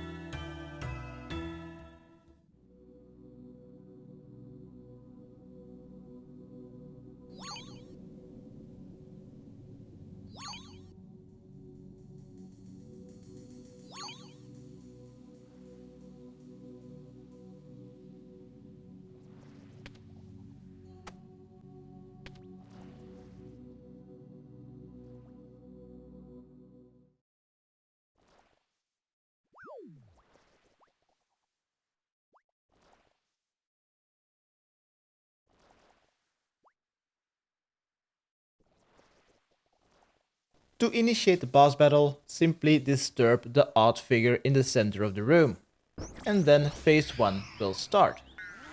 It is either ranged, ranged, ranged, step away, and then attack the boss.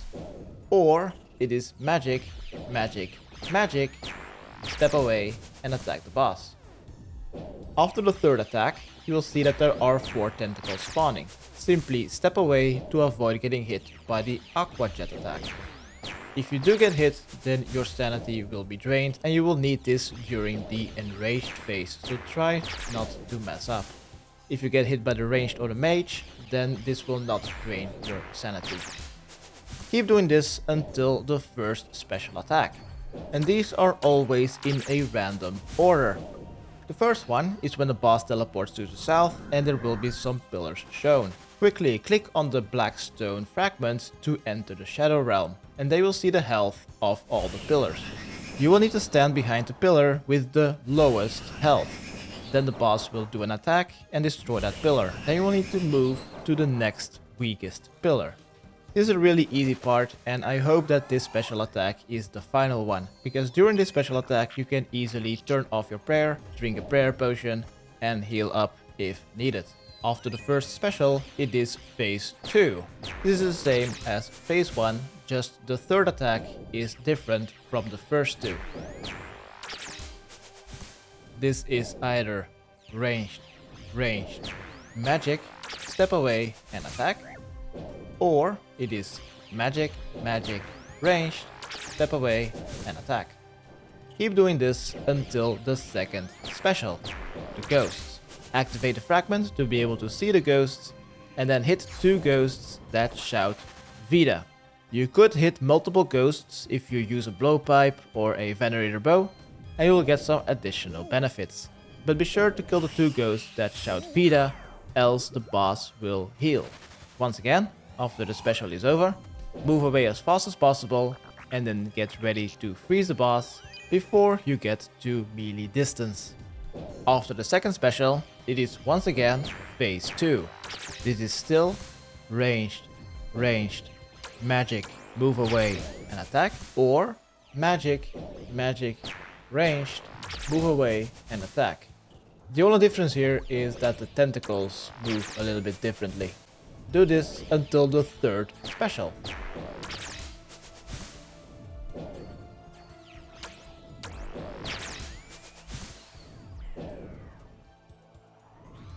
The second special is when there are a lot of orbs on the ground. Activate the fragment and then run onto all the light green tiles. And run onto all the tiles of the light green circles, but be sure to not stand on the dark green circles, else you'll take damage.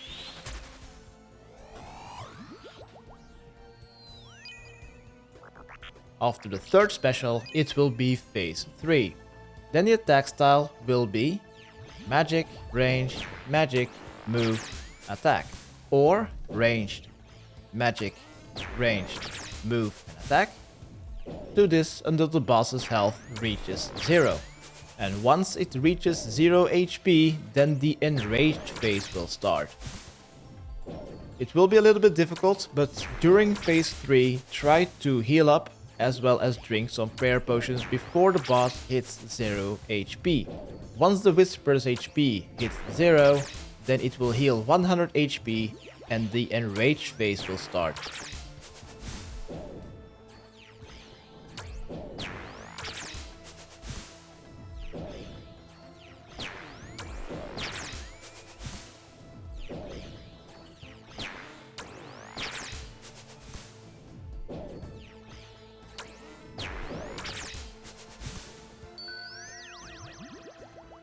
Use Protect from ranged and move. Then the boss will attack you twice with ranged. Keep moving every tick. Do not stand still during the enraged phase. Else the aqua jets will keep attacking you, losing your sanity, and you will simply die once your sanity reaches 0. After 2 ranged projectiles, the boss will do 2 magic projectiles. Use Protect from magic, move, attack, move, attack, protect from ranged, move, attack, protect from magic, move, attack, protect from ranged. Do this until the boss is defeated.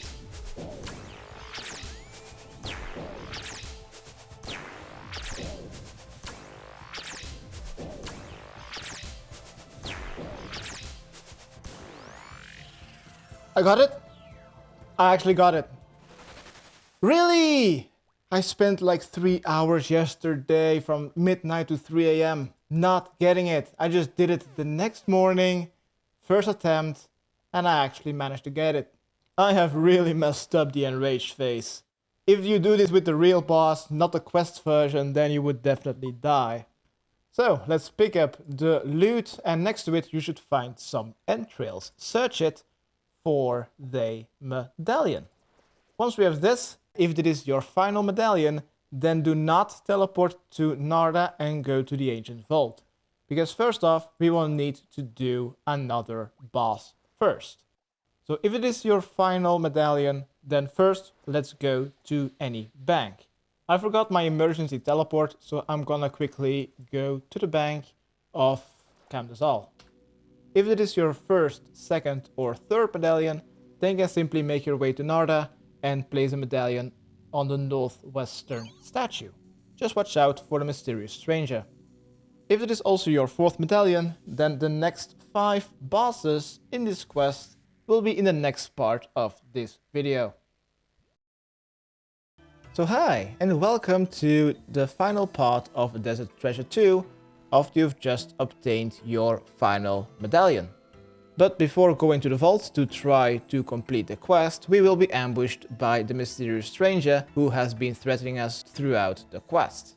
The easiest way to defeat it is to use melee and ranged. You will need to bring 2 combat styles as the figure changes overhead prayers once every 3 hits you deal. I suggest you to bring your best in slot melee armor that you can afford to tank the ranged and melee hits while camping protect from magic. Bring also a slower range weapon to be able to deal damage 3 times so that the overhead will change to missiles and you can go back to using melee. I would also suggest you to bring a super restore potion as the boss will drain your magic and defense levels, making its magic attacks slap harder the longer the fight takes place if you don't restore it back up. And as for the rest of the infantry, that can simply be some decent food. So here at the bank, angler up, and then let's make our way to the ancient vault.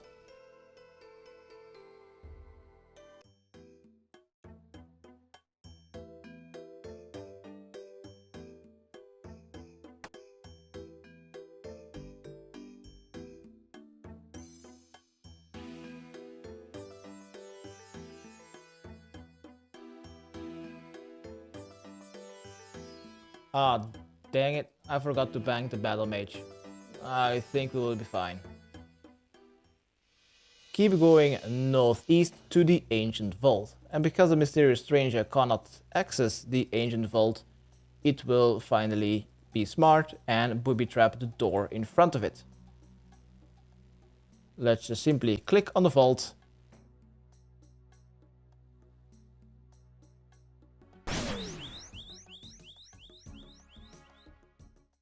And you will be taken to an underground temple.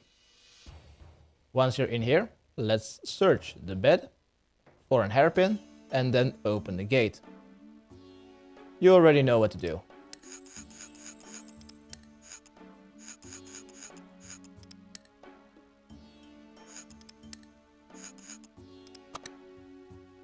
Once you've unlocked the gate, let's go to the eastern room and search the northern chest to get your stuff back. Except for the medallion. To get the medallion back, we will need to go west into the western room and start the boss fight by inspecting the altar. But this room is teleblocked, and to be able to leave, if you run out of food for example and you want to leave before dying, then you will need to click on the red barrier similar to this portal. If you've happened to die or leave the fight, then re-gear at the bank to try again. And afterwards we will need to make our way south of Anacris Temple, south of the quarry mine, north of Tempras.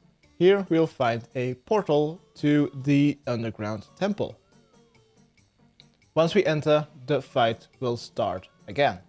Once you think you are ready for the boss fight, let's inspect the altar. Just whip him 3 times and then bolt him 3 times. Just count your hits and it should automatically swap prayers. If you're getting stunned or frozen, simply move at least 1 tile.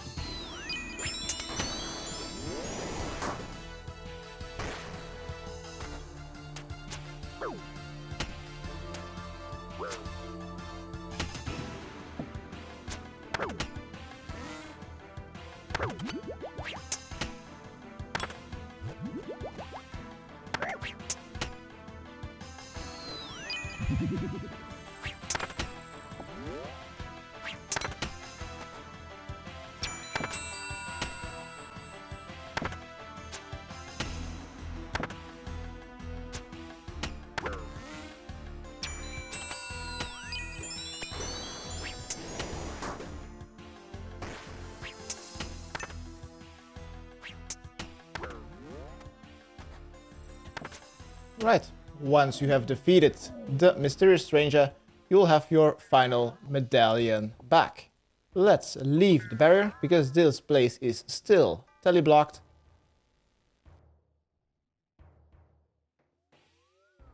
Right, let's make our way to the bank to prepare for the actual end boss fight. Because you could compare the 4 Desert Treasure 2 bosses to Vorkath from Dragon Slayer 2. But some might think that Galvek is much more difficult. So that is what we are gonna be up against next, but completely differently. Because next we will have to defeat 4 more demi-bosses one after another. And this is the gear I will be using.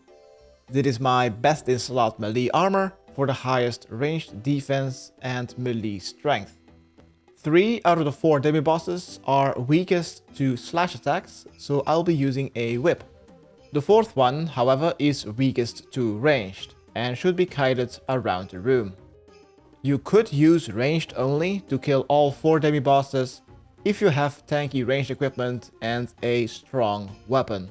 But since I don't have that, I'll use melee and I will do a 2-way switch to ranged for the final demi-boss. As for the inventory, I have my blowpipe, which can just as easily be replaced by bronze knives or darts.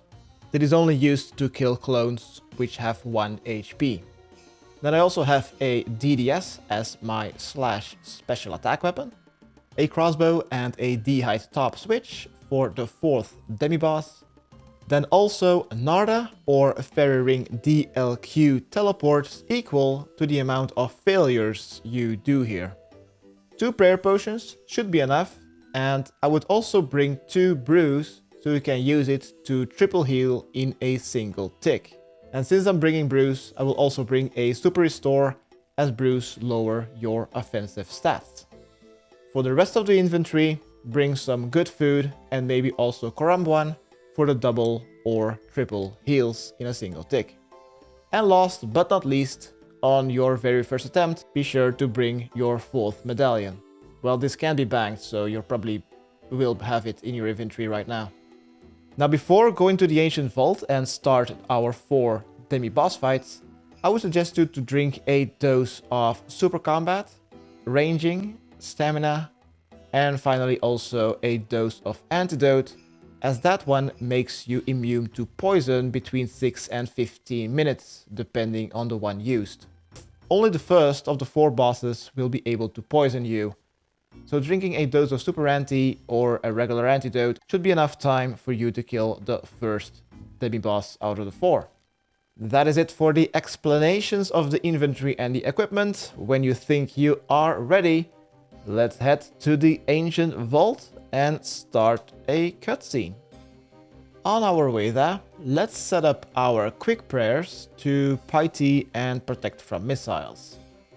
Then I would also suggest you to turn off Auto Retaliate, as that makes the second boss less annoying. And also turn on game sound effects, so you can hear the sound cue when the special attack of the second demi-boss is about to launch. Once you've reached the vault, enter it to trigger 2 cutscenes. And once you are in the vault, go down the steps to trigger another cutscene. And after that cutscene is over, this will trigger the first demi-boss out of the 4. In my opinion, also the easiest.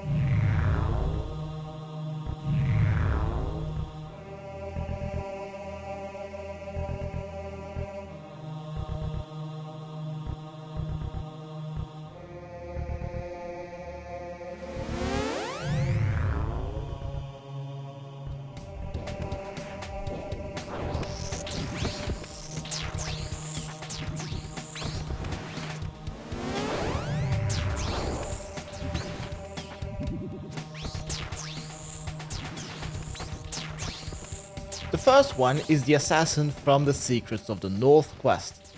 Simply use protect from missiles while slashing the assassin. But just like in the Secrets of the North quest, the assassin needs to stand in a white cloud to be able to be damaged.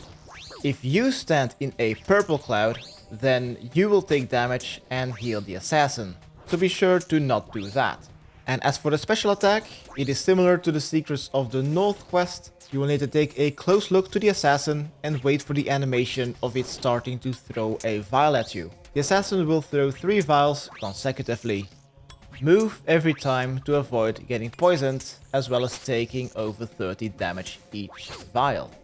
I also do not suggest you to use any of your special attacks on this first demi-boss.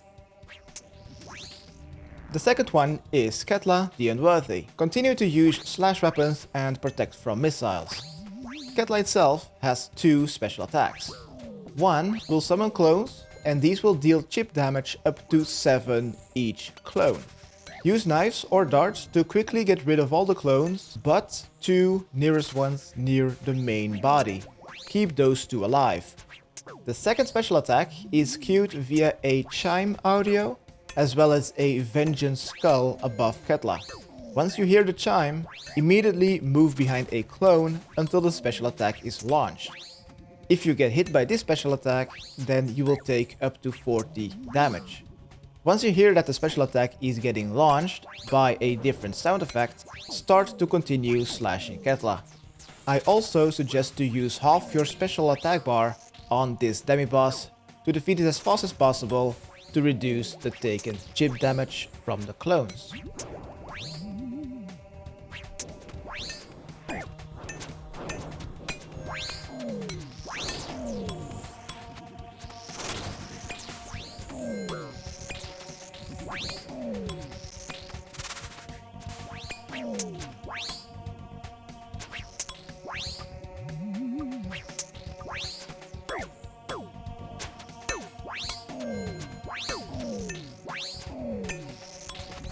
The third one is Kasonde again.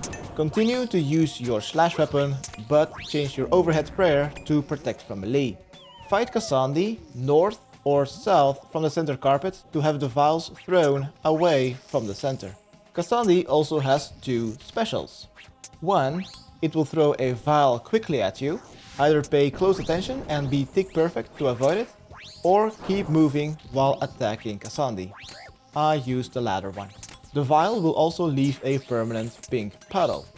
Do not stand in it, else you'll take constant damage and it will also corrupt you. The second special is when Kasonde sprints to the center. Follow it immediately and stand in the area without any shadows.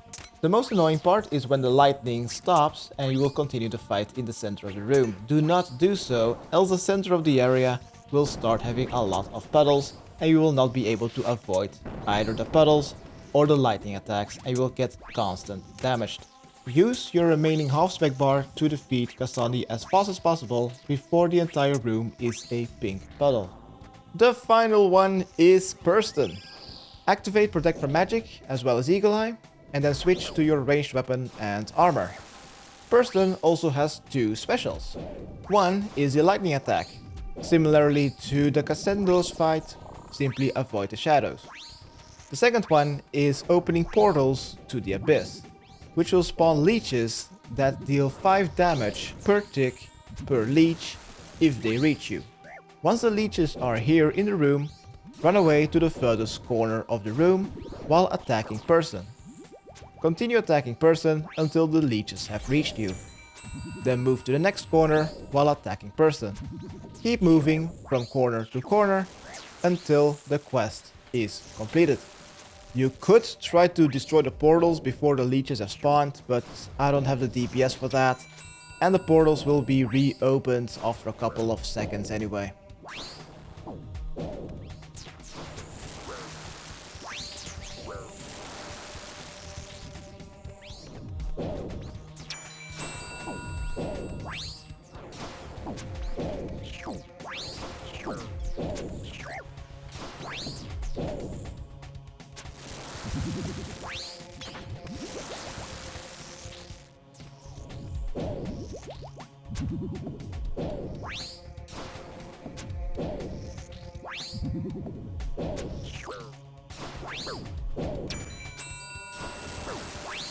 I get it. I get it. You need a kite. You need a kiter. You need a kite. Fuck the portals. Portals are a waste of time. No, no, no, no, no, no, no, no, no, no, no. Don't die now, you can't. I get it. Yes! Okay. Now I can make a tutorial. Now I can make a guide. You need a crossbow. And kite the leeches. Okay. Quest completed.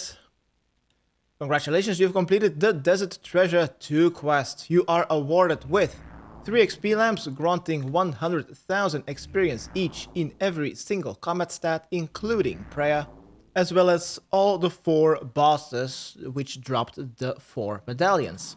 You can kill those over and over again for some ring upgrades, as well as a ring of shadows. And with this ring you can teleport directly to those 4 bosses once you have received the tablet from them.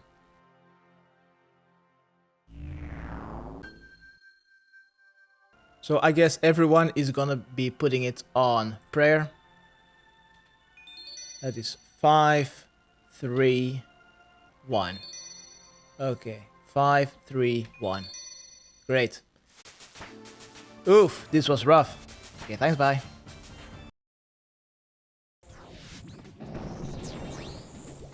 Ah, shit. Ah, fun, son of a bitch!